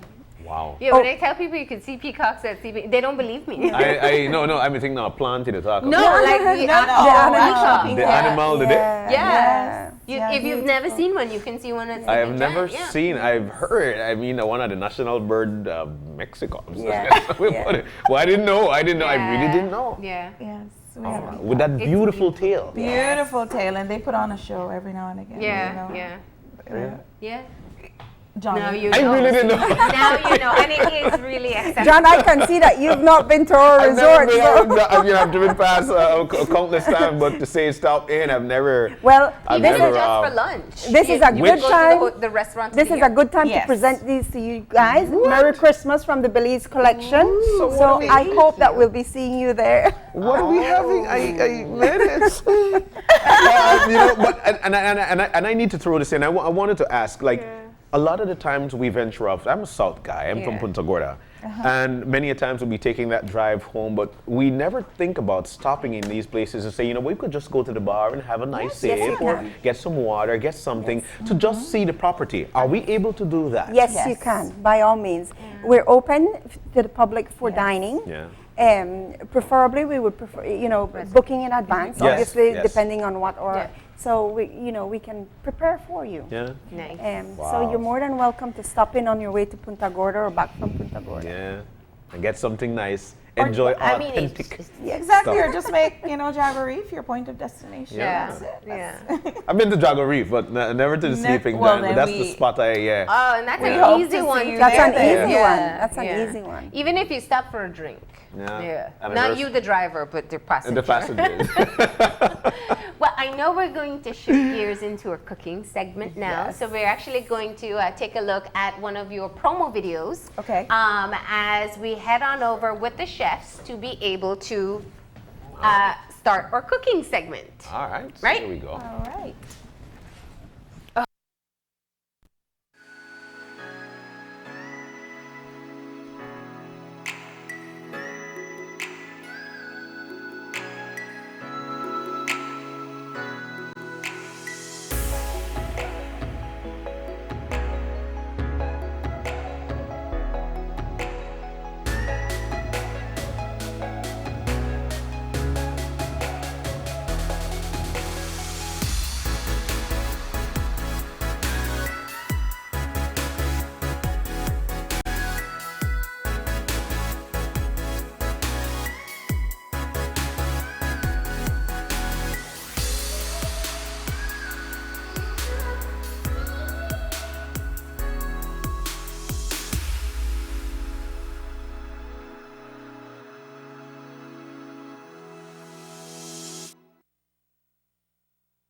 You've taken a look at the hotels, and now we actually get to have a cooking demo with Chef of the Year, I should say, because it's from the Restaurant of the Year. We have Bethany Ferrier and we have Raheem Melendez. So you Yes, are at yes. Grove House at Sleeping Giant, and you're at Paddle House Correct. at Jaguar Reef. Sweet. All right. How often do you guys actually work together, or this is the first time? No, we work together a couple times, especially on events and Yeah? stuff like that. Yes. You know, one of the things that we must show folks is that people love what they do, and obviously, you guys love what you do. What does it mean for you guys to be working along with this group and winning such an award? How do you guys feel about it? Well, to me, the most very important key Yeah. is I think we have found the perfect candles. Like Yeah. Bethany, myself, we have selected. I know we have a ton of talented chefs, Yeah. but there's one important thing: is the passion, cooking Yeah. with love. Yes. Yeah. And we Yes. have been blessed and guided through the right thoughts, and we have became very loved in what we create every single day. Yeah. So to us, it's very important in that end, Yeah. and we are appreciated on that end, and we are happy what we do. So everything that comes out comes from our heart. Right? Oh my goodness. Nice. Oh my goodness. So we're talking about the different menus that are available. What's your signature at Grove House? Well, the Grove House menu is more farm to table, so Yeah. you won't find a lot of seafood with us because that's for Chef Raheem. But you'll find stuff like the duck or the rabbit or more chicken, more game meat, deer or gibnut or Yeah. stuff like that. We like to present because that's what we have Yeah. at the farm. Yeah. And we do a lot of ground vegetables too. Okay. So Yeah. And what's the flavor? What's the distinct flavor that you aim to achieve? Well, we have a lot of surrounding villages around us, so we like to incorporate that in our dishes Yeah. also. Yeah. So we do very local, but also, we always add that twist to it. Just What is the most ordered or favorite dish at Grove House? that's a tough one. Yeah. One of the things. I know you shift your menus, right? Yeah. Yeah. But like one that has just always been a hit. Let me guess. It's the pollo She's being asado. modest, right? No, we have a pollo asado, which is just a chicken quarter seasoned down very well with a lot of local herbs and spices. Yeah. And I mean, even to the bone, it has that rich flavor to it. God. And it's topped with like a local chimichurri and everything, a homemade chimichurri, and everyone goes crazy for it. Don't forget the fogon con tortilla. These are all the elements, and you know what? You're telling me seasoning, and I'm seeing sweet orange here, and I know. Is Can that you- yeah? Citrus. Yeah, It's tangerine, yeah. Oh, it's tangerine. Right. Yeah. Yeah, I know that, you know, we have options for so much more than just lime, and it adds such a different flavor And when we you're grow cooking. it right at the farm. Right Oh, at that is Green grown at the Giant. farm? Yep. Yes. Oh, cool. Yeah. I also see pineapples. Those are grown at the farm? Yes, sir. Oh, So, Rahim, you can tell us about what's happening at the Paddle House. Sure, if you may know, we're located in a Garafana society, right? Mm-hmm. So, I mean, it's all based on undergrounds, coconut, you know, cassava, yampi, you name it. Yeah. So it's a very rich culture in food. Yeah. And of course, seafood. You know, these guys, Dory, down right to the restaurant. We Yeah. can get fresh conch, fresh lobster, snapper, lionfish, you name it. So, I have made one of the signature dishes, which is more like chowder base. But the very important thing about the chowder base is we make it with lone underground roots. Like you see the sereh? The sereh, what we do is we blend all of those roots together and we strain it and we get more of a broth, a thick broth. Now, a classic chowder, you will use milk and Yes. flour. So we don't use that anymore, and Yeah. we use fresh seafood saute. That's the main key for us too, is having fresh seafood, right? Yeah. Yeah. And the broths, you know, the fresh basil, the fresh okras, all of that just blends in. So we came up with a nice seafood and a fennel hint chowder. You guys are And making I me know. so hungry. It's like I'm seeing what he's saying. I know. But anyways, yeah. Yes. And tell us about that famous hodot. Yeah, I mean, Is you it know, just the traditional hodot, or you put your flair on it too? it does has a flair. Yeah. I do work with Garifuna Yeah. chefs too. Yeah. I have been honored to work with very talented people there in Hopkins. I have Yeah. learned there are 4 dishes, you know, the hudut, the darasa, the bundiga, Yeah, you know. tacos. Yeah. So I have been blessed. I'm from San Ignacio, and I have been able to Nice. master those dishes. Yeah. Now our hint comes with, you know, the more of the creativity, Yeah. Yeah. more of the attention, the drama, you know, the techniques that are not practiced Yes. there. You know, that has been my end and my strength there Yeah. in motivating all the local chefs Yeah. there, in making our local dish top notch, right? Yeah. So And so the favorite dish, the most demanded dish at Paddle House, you tell us that. that's the fennel snapper in a Garifuna seafood broth. And not to forget, it has Coconut a rice. creamy coconut rice. Hand grated coconut, Yeah. you know, squeezed Yeah. to perfection. Yeah. And then you saute it, your fresh coconut rice with a little bit, a hint of turmeric, I need to cilantro, interject. lime. We gotta start cooking. Yeah. Let's start let's start it. Give me some of what he's talking about. But today we're making duck.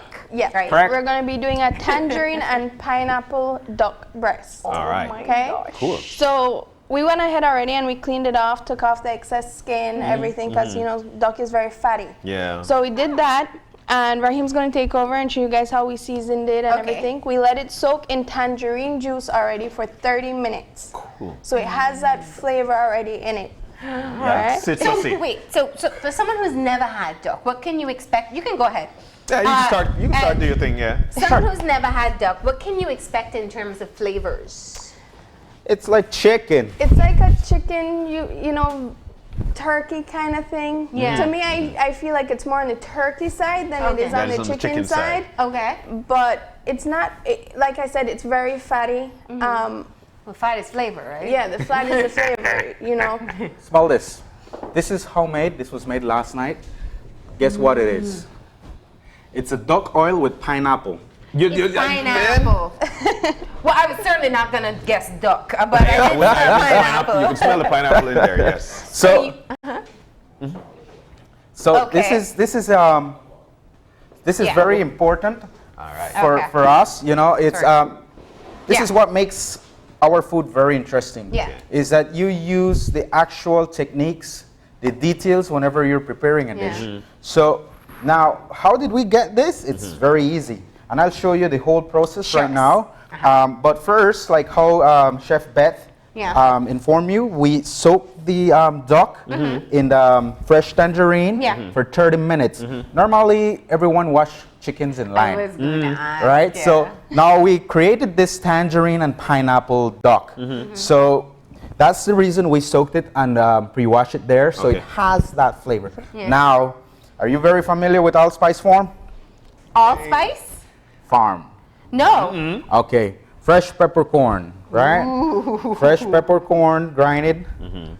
We marinate it right here over, right? And salt, a little bit of salt, and then we use the oil. It's same oil. So So you're gonna show us how you make that, right? correct.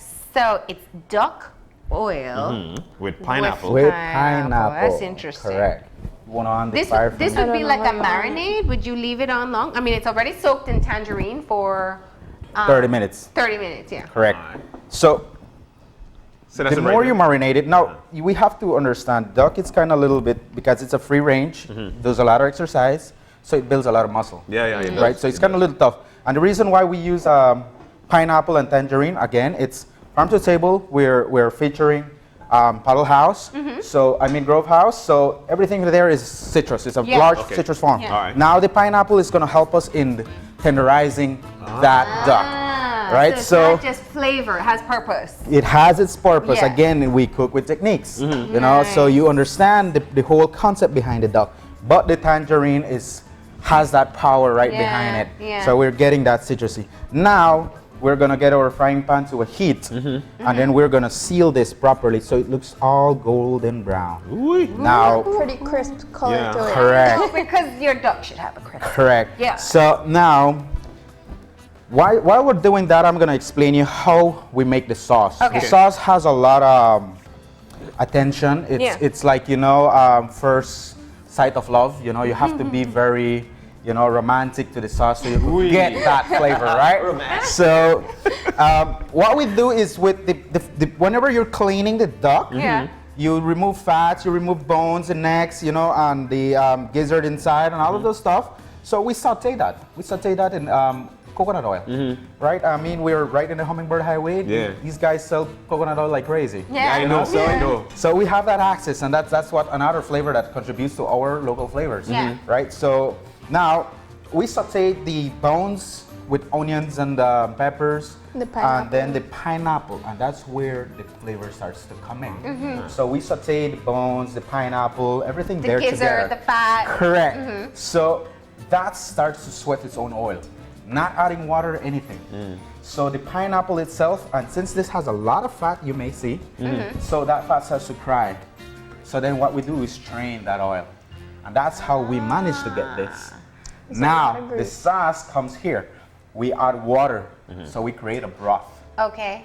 Right, and then after the broth is made, it boils at least for 25 minutes with all that pineapple, water, and the bones and everything.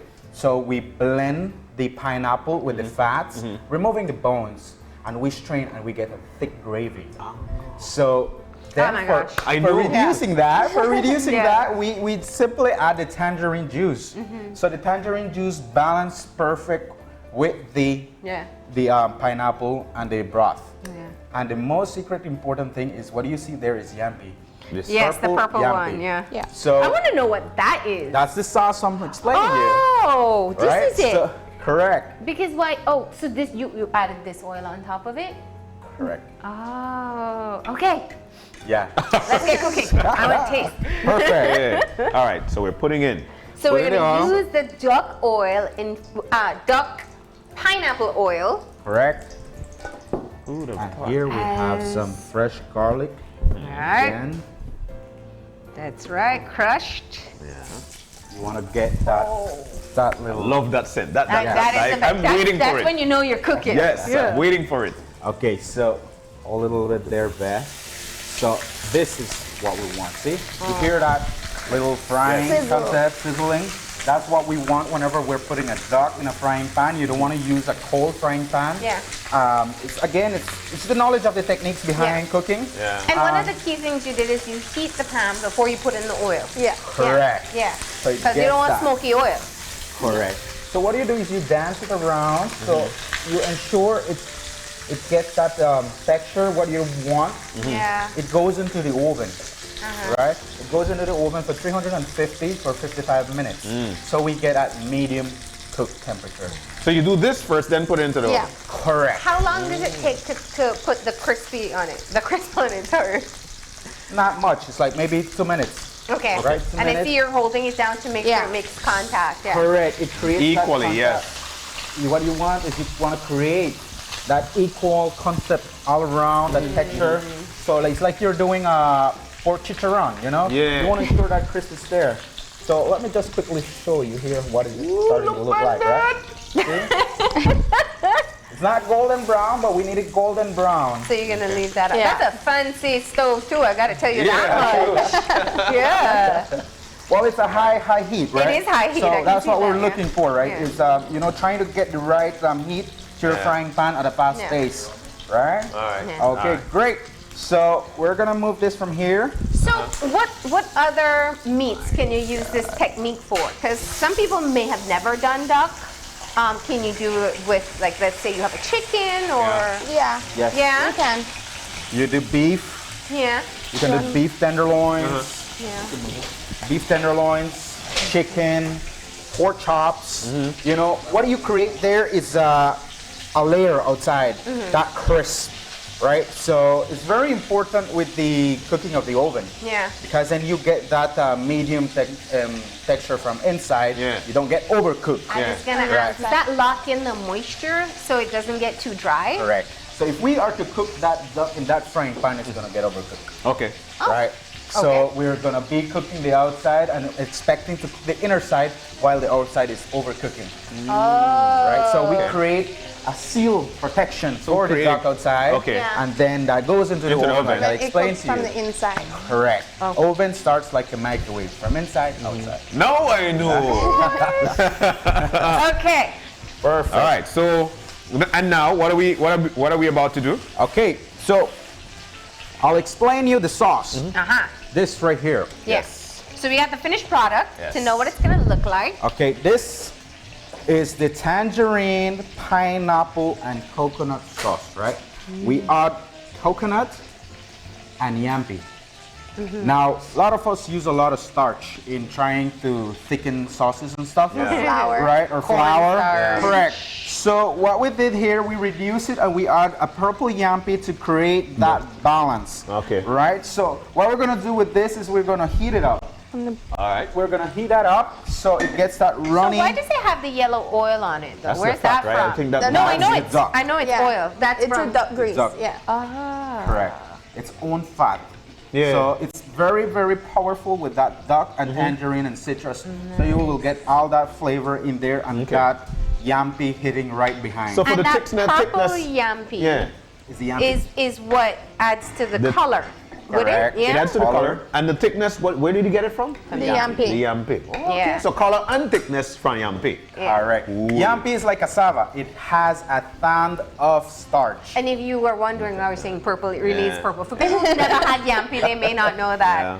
It's a ground. It's a Ground vegetable. Yeah. It's related to like the Cassava, sweet potato, sweet potato. cassava, Yeah. all of that. Yeah, and so it has the same texture. It's cooked similarly too, right? Yes. So yes, like yes. you boil it or you bake Correct, it, or you correct. mash it. So, yeah, so what we do with this is we put it in Like water, sweet potato, yeah. hot water. Yeah. We put it to boil, just like making mashed potatoes. Okay. Right, the same technique. But You've had it that before?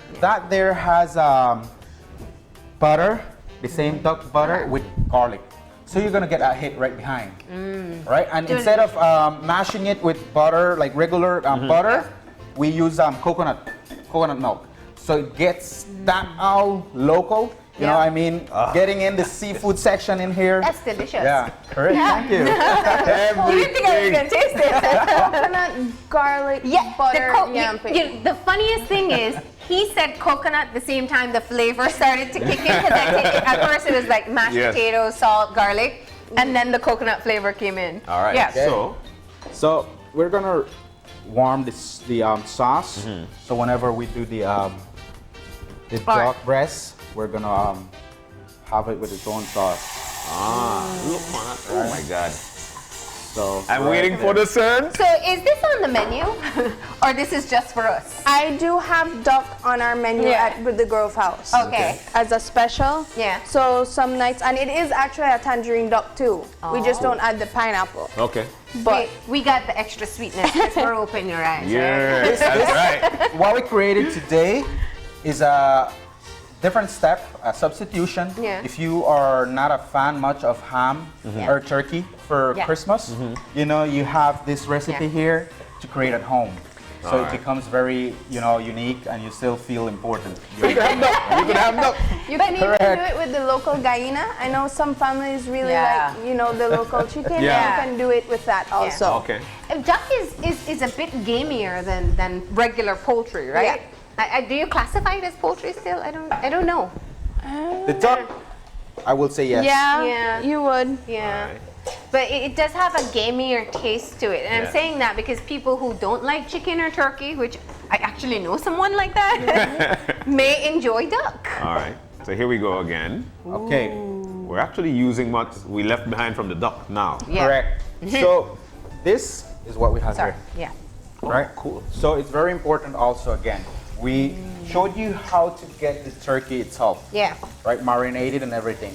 So we have a breast here, which we're gonna pans here to get it ready. Right? So we this have the is- breast already here. This is after she's baked in the oven. Correct. Yeah, okay. After she's put at 350 for 55 minutes, this is what we get. Right? TV oven. Correct. So we really want to get this texture here. Okay. Right? We want to dance it right in here so we get that little chicharron flavor Yeah. right in there. And in this same pot, we're going to saute our Spinach. spinach, right? We're going to do a wilted spinach in coconut milk and a little hint of peppercorn, salt, and that's going to be spectacular. Yeah. All right? And I love then this. I love I'm this. like just and we're going to saute the yampi also there. Okay. All right? So What's that color? Look at that. that yes. is beautiful. Beautiful.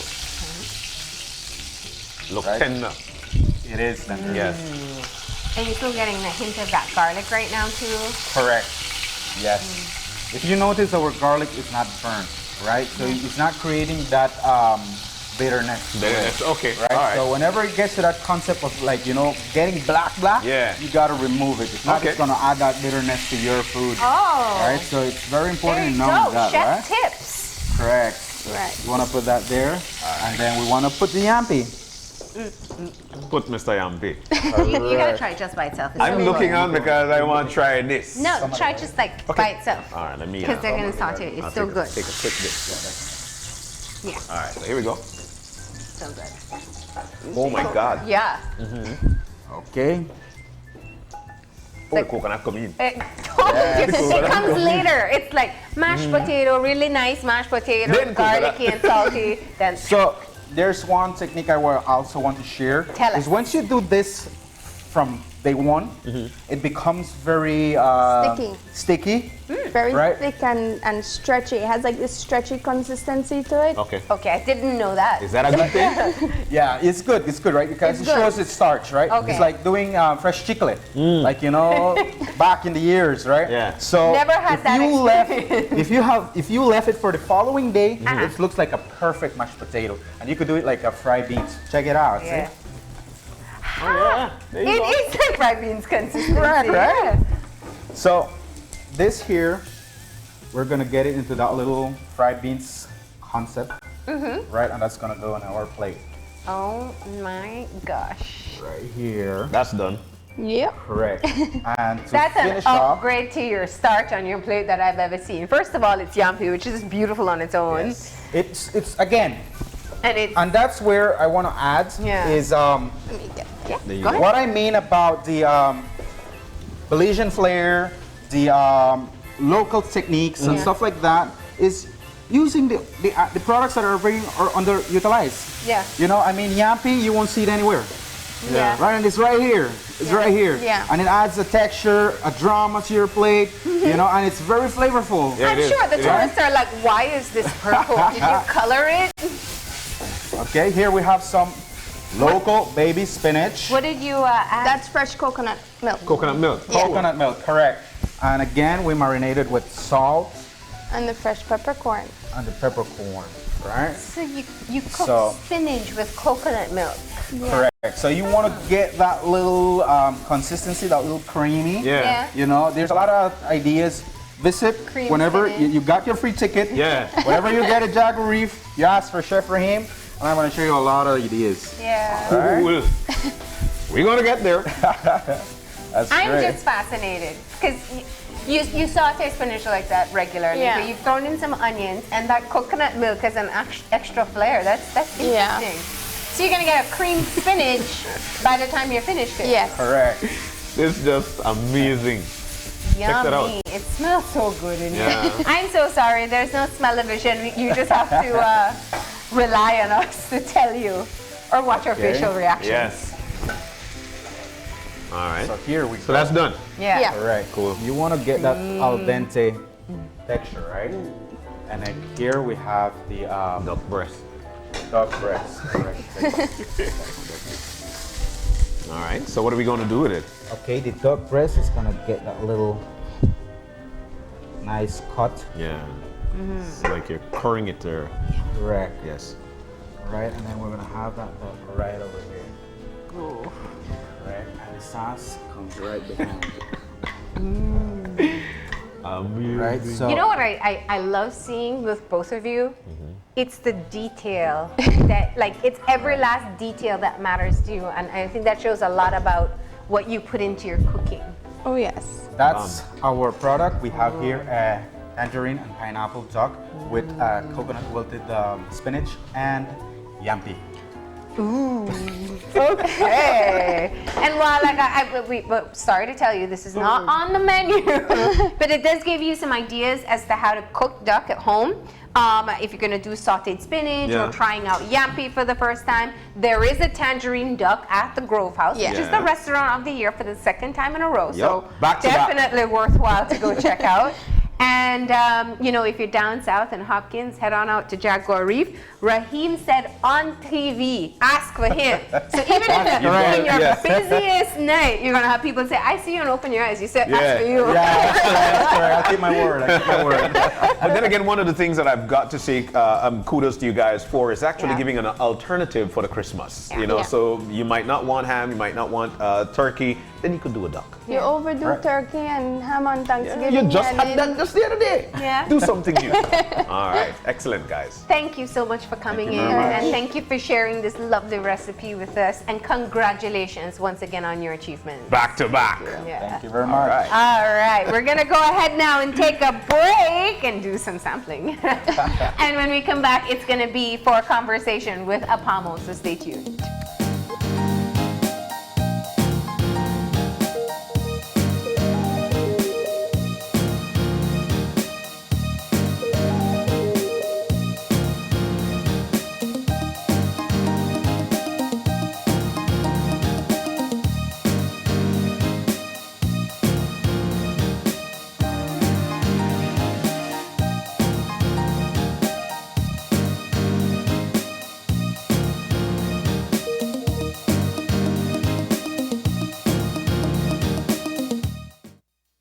Belize Bank's Christmas Flexi Loans are here. Let us help you to cover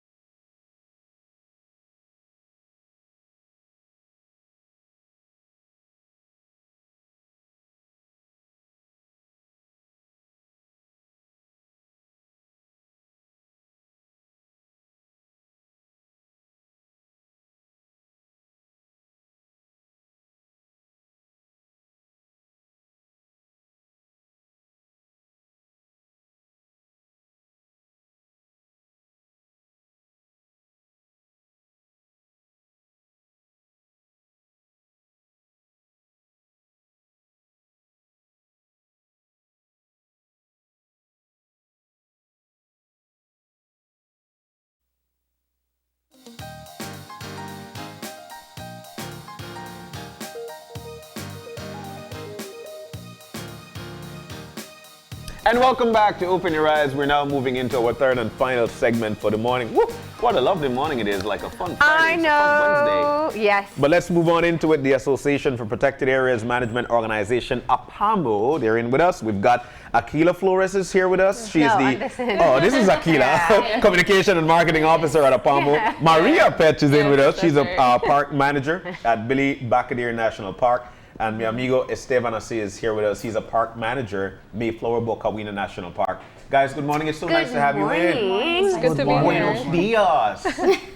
Yeah. Good morning. Thank you for having us as well. So we nice have to you have two you. visiting from the south. Yeah. And here to tell us all about the national parks that you work with.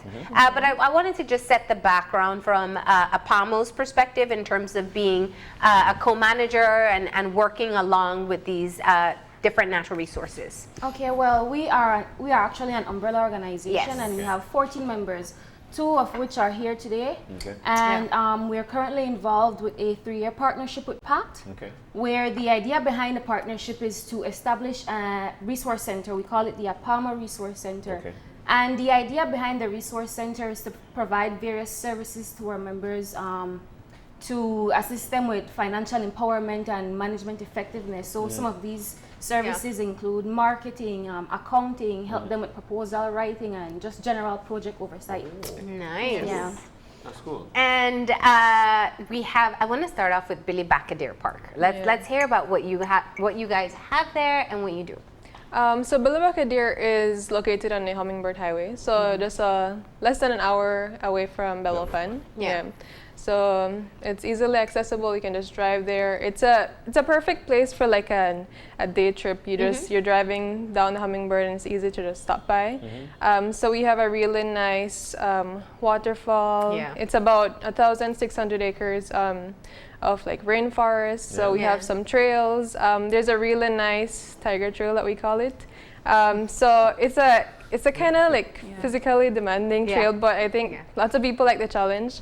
So I'm sure everybody knows that driving down the Hummingbird, the view is very beautiful of the valley. So right there, it's actually on top of one of the hills, so you have like a different view. Are there 2 entrances to the park? There's just one main entrance. Because there are multiple signs that you pass when you're going towards Dangriga. And so you see the sign that says Billy Bacadere Park. How far is it from the roadside to go in? The entrance booth is actually right next to the highway.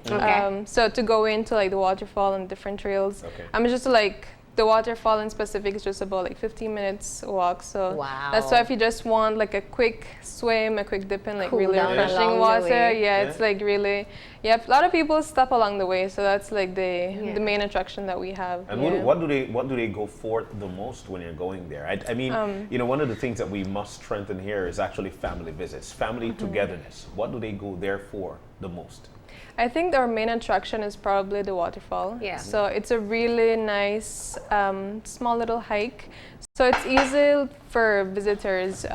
So we have lots of people like at an older age, like 60s, 70s going down there, to family groups going there. So it's very it's very good for a different variety of people. So.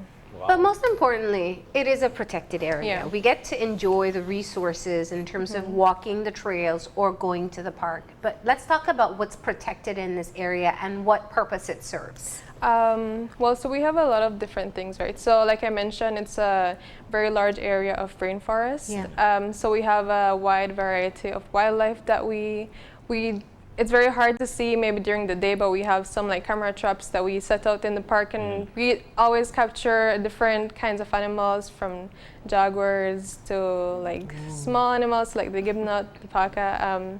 So we have a wide variety of wildlife that we protect there. And we also, the national park houses the Billy Bacadere subwatershed, which makes up the larger North Sten Creek watershed. So that watershed actually provides water to 3 communities in the area, namely Steadfast, Alta Vista, and Valley Community. So it's the people's basically the only source of potable water. So that's the main thing that we protect. So we do a lot of water quality monitoring to ensure, the people are getting safe and clean water. Yeah. And we try to have that relationship with the people to, to them to have some sort of ownership over the park, because we alone can't protect the entire area. We need like the buy-in from the communities and so forth. Yeah. So I think the watershed is the main thing that we try to protect because of the people and for their benefit mostly. Yeah. What are some of the challenges that you find in being able to maintain the protected areas? I think, well, we have a lot of challenges we face, of course, but some of the main ones, you always try to promote environmental stewardship to the people, but there's always a few that maybe they don't respect what you're trying to protect, so you always have some encounters with illegal loggers, illegal hunters going into the park, and it's really hard for our rangers to enforce all of that entirely, so we always have those few encounters. Yeah. And of course, as a small community-based organization, as TACA, we have a very small staff, so the things that we can do are very limited somehow. So like the financial and the human resources are sometimes limited. So that's a challenge, but building partnerships with like other CBOs and with APAMO and PAC, that really helps in trying to achieve like our main goal of the protection of the Is there an entrance fee to this? Yes, so the entrance fee for Belizeans is just $2, and for foreigners it's $8. So it's a very small price to pay for everything that you can do. The beauty of your country. Yeah, exactly. Exactly. Do you think that Belizeans especially are taking advantage of the accessibility of Bilimbacadere? We do have a lot of Belizeans, but not as much as you would want to see. Yeah. So we always try to promote it to people in the area or from far to go and visit, be a tourist in your own country basically, because we have so much in our own country that we haven't seen yet, and that's it. It's a really small 15 minutes to the waterfall. That's nothing. Exactly. And is it a rigorous hike or is it mostly flat? The hike to the waterfall is mostly flat, maybe a few steps and here and there, but nothing too hard. Yeah. What's your favorite spot in the protected park? Good question.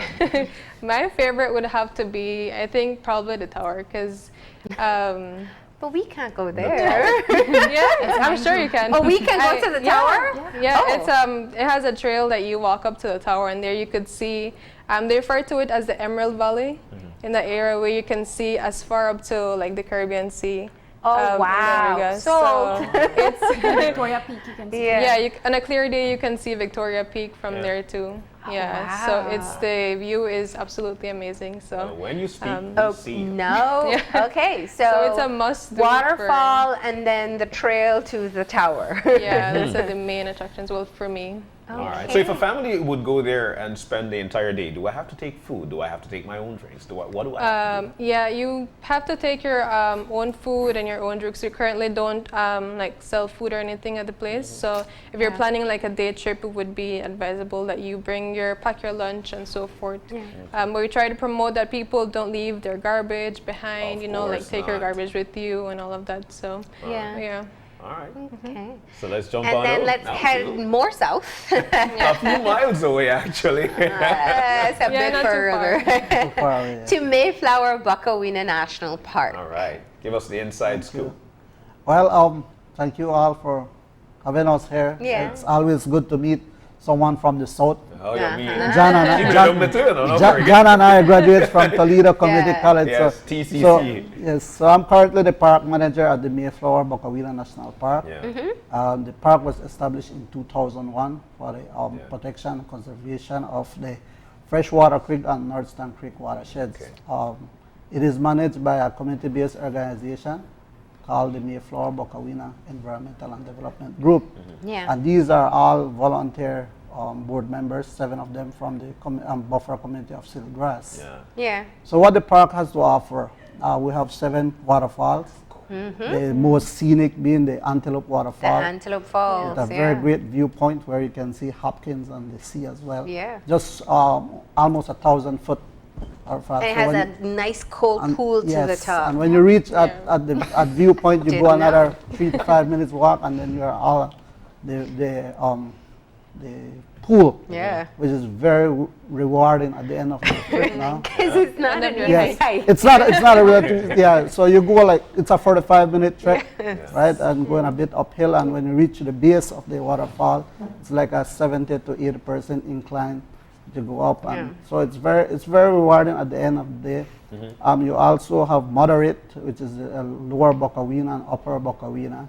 You can practically drive all the way to a nearby coconut farm, and then you walk 15 minutes easy. To another waterfall. Yes, yes. Then you have Tears of the Jaguar, Big Drop, Pex Waterfall.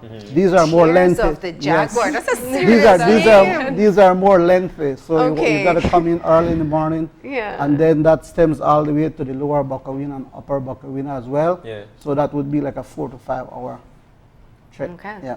So That's for the 4 hardcore, to 5 hardcore hours. hikers. yes, for the hardcore hikers. So. Yeah. But you have a lot of people that want to do that, so they come in early and then do that within 4 to 5. Well, it's natural for the human being to want the challenge Yes. of going Yeah. somewhere. Yeah. We actually have some experts from Hopkins that come and do the trails, and they try to do at least 1 or 2 for the day. They come another day and try to finish it up. Yeah. So it's Now- like a challenge, it's a challenge that we want to do. And it's in nature. That's Yes. the best part. Of course, it is a national park, and let's talk Yeah. about some of the ecological value of this protected area. Yeah. So before I get to that, there's also the Mayan sites. You know, some cultural heritage there. We have close to the camping grounds, the Mayflower ruins. That's two pyramids and 9 structures, and an aguada close by. So these were built around the 9th and 10th century. Wow. And on the Antelope Trail as well, you'll have Main Sunun. So our monks there are partly excavated, Of course, in the past, and the need for the protection of it, there was some looting going on around. Yeah. So there was a need for protection of these sites. And also on Bird Loop, you have Tawits. So you have 3 main Mayan sites within the area there, all around the 9th and 10th century. Right there at Bokawina. Right at Mayflower, Bokawina. And Yeah. sad to say that it's not on the map. If you go on the map and look at the Mayan sites, Is that one is not there? it's Those are not there, but if it was to be excavated, archaeologists say that it would be one of the biggest Mayan cities that you'll find. Oh, wow. Yes, in Belize. Wow. So there's some work to be done there, right? Yeah. So, Naturally, because the yeah. Mayans wanted to be close to all these beautiful waterfalls. Yeah. Correct.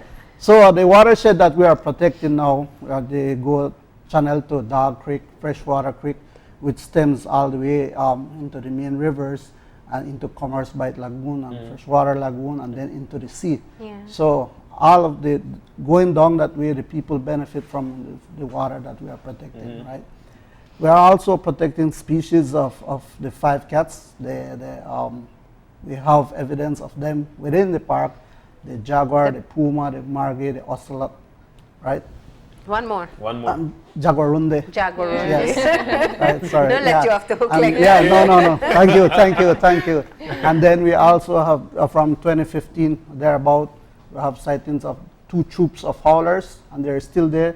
So that's evidence that, yes, we are doing great work at the Mayflower Bokawina. And so what are the threats in your area? Well, again, similar to other protected areas, we have illegal logging, illegal hunting. Yeah. Maybe not as the magnitude like Vaca and these areas, but definitely we have this. And then we sort of are taking a proactive approach to that. Yeah. We started a nursery within the area that we are going to plant trees along the buffer area to distinguish. Because many of at times when you meet perpetrators, when you have encounters, they'll say, okay, but I don't really know where the boundary is. Yeah. So that is one way we are working towards that. Yes. Yeah. Then currently we have a conservation investment with PACT, whereby it's for the strategic development of the Mayflower Bokawina Park.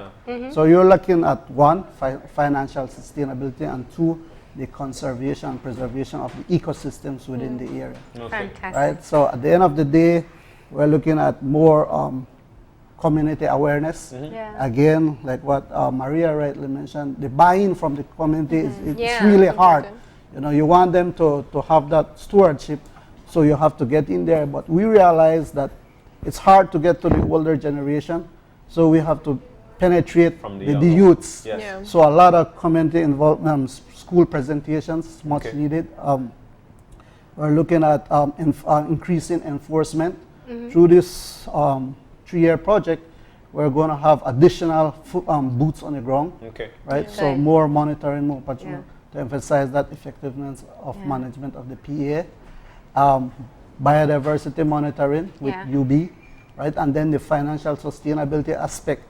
Yeah. Currently, as MBEDGE is, it's solely reliant on park revenues for the maintenance of, so keeping people there to working and so forth, which is somewhat challenging. Therefore, the need for this investment. Of course. Yeah. Right? So through this investment, we have been able to hire some human resources and the park manager, which is in myself. Nice. And working along with APAMO, the resource center now, to provide that oversight, that guidance when it comes to administrative capacity and financial capacity, right? So you share the space, right? There's actually a resort on Yes. the property as well. Yes. So I would like to make that distinction as well, you know. Yeah. When people hear about Bokawina, they think the resort. Yeah. Oh, that was my man. Yeah. I really didn't think So, that. so And no, it's no. more an eco lodge than a resort. Yeah. Yes, yes, it's an eco resort. Yeah. So it is a 100-acre private entity within the park. Yeah. Right? I don't want to get into politics of how that came there, but definitely the park is it's 7,500 acres Yeah. around the 100-acre But they do have a property there. Yes, The reason yes. I'm asking is because when you talk about funds, people might think Yes, that one definitely. generates for the other. No, but they're separate. Yes, the park is solely maintained by the community-based organization, and we are dependent right now on park revenues. The resort is a private entity, and we are looking to strengthen the relationship with them. Right? Yes, definitely. We are neighbors, and then there are ways and means we can work that out. Excellent, To- yeah. to- Excellent. For the benefit of both. Yeah. Yeah. Yeah. And so just talk, about how APAMO helps in being able to get all the agencies in executing their duties and offering additional assistance as well. He talks of a resource center. Yeah, so right now the APAMO team is comprised of the ED, myself, the communications and marketing officer, Yeah. a finance officer, project officer, and admin assistant, and we all pull together in order to provide these services for our members. For Yeah. instance, we're currently setting up an accounting system for Mayflower Bokawina. We're halfway through the first year of the 3-year partnership, and it's pretty much just setting the foundation. So having the accounting system, having some workshops, and just laying the general base in order to move forward effectively. Excellent. Yeah. Right. All right. And with Mayflower Bokawina, let's talk about accessibility to the public. And I Okay. think this is because Yeah. we need to know how important it is. We've got all these beauties across our country, Yeah. but is it accessible to us?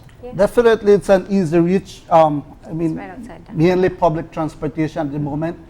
We're located in Silgrass, so if you're coming up from Punta Gorda, just past Silgrass, it's 2 miles. Or if you're leaving from Dangriga, coming due south, then it's 17 miles. You're It's on the just a paved short road. way into the southern And highway. when you get to the entrance now, it's 4 miles in. On paved road, right? Yeah. So, Oh, wow. so the drive on that 4 miles would be around 15 minutes to drive. Yeah. Excellent. And we have a lot of people going there. I think for the year we are doing at least for now, and we want to increase that because then again we look at the sustenance, the financial sustainability of the park. We are about 12,000 non-residents visiting per year, and 10% of locals. So there is a big gap, and we want to at least triple that. Yes. So, and we'll be doing that through the constant awareness of the public. All right. Yeah. All right. Excellent. Well, thank you guys for coming in. You know what? There are a lot of people who are visiting home around this time of year. They come home to be with family. Yeah. They're always looking for new places to go. see. We're so rich with natural resources. And so definitely we hope that they take the adventure route and go to your individual institutions. Yeah. So we're talking about Mayflower Bokawina National Park, And- which is on the southern highway. It's when you turn into Dangriga, if you're coming from Belize City, just 17 miles in. Bilibaka Deer Park, which is an hour outside of Belmopan. Both are easily accessible. Both have waterfalls to access and a great time to be had in nature. Yeah. Agreed. I want to take this time to extend an invitation to the general public, Belizeans who listen. On the 21st Eve, we're going to have a torch run and a tree lighting ceremony at Silkgrass for MBNP, specifically again geared towards keeping our patient informed, our community informed, more buy-in as to why we are protecting this. Nice. We're looking at long-term investment, right? And then on the 22nd is the Mayflower National Park Fair Day, whereby we're inviting schools, partner organizations to display the efforts in protected areas. They are doing in protected areas. So you're on a holiday, you want to stop by, feel free to drop in.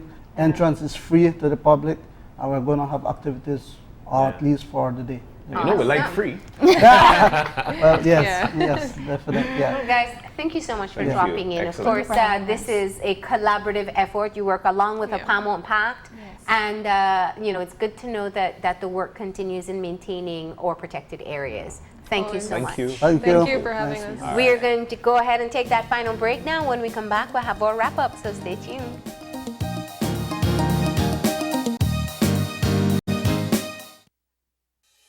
With over 100 years of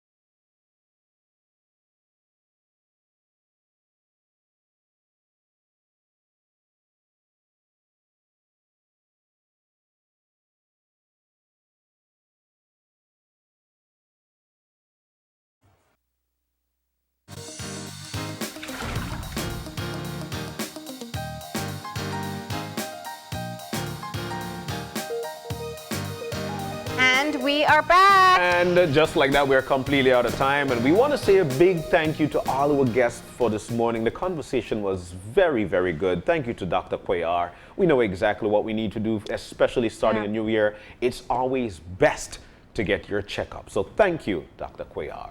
And we definitely want to say thank you to the Belize Collection for coming in and showcasing just a little bit of what they do. They manage several different properties, two of which earned distinctions this year in the Tourist Awards.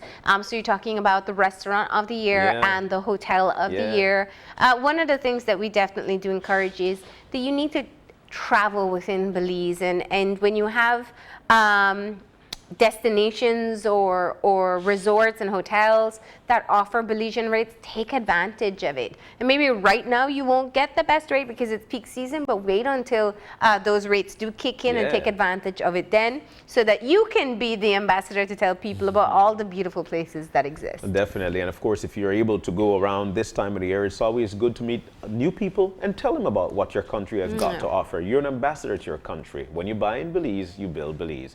We also want to say a big thank you to APAMO, the folks from Billy Bacadere, and of course from Mayflower, Bokawina. Thank you guys so very much. How well do you know your country? Do you know that we've got so many waterfalls, so many animals, so many birds? This is a great opportunity.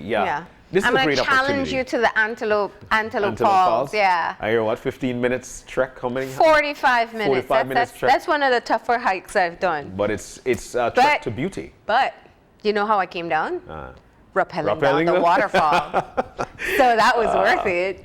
We love challenges as human beings, so this is definitely a great opportunity. See the real beauty of your country while you challenge yourself to get there. All right, but we've got to go. If you've got any questions, any concerns at all, drop us a line. We're at oye@channel5belize.com. You can also drop me a line at marlene_oye@channel5belize.com. Find us on Facebook at Open Your Eyes BZ, and get the behind the scenes fun on Instagram at OYE Belize. Remember to tune in tomorrow morning at 6:30 when you open your eyes. To start your morning right. As per usual, keep your eyes, your minds, and your hearts open. We'll see you soon. Enjoy your day, Belize.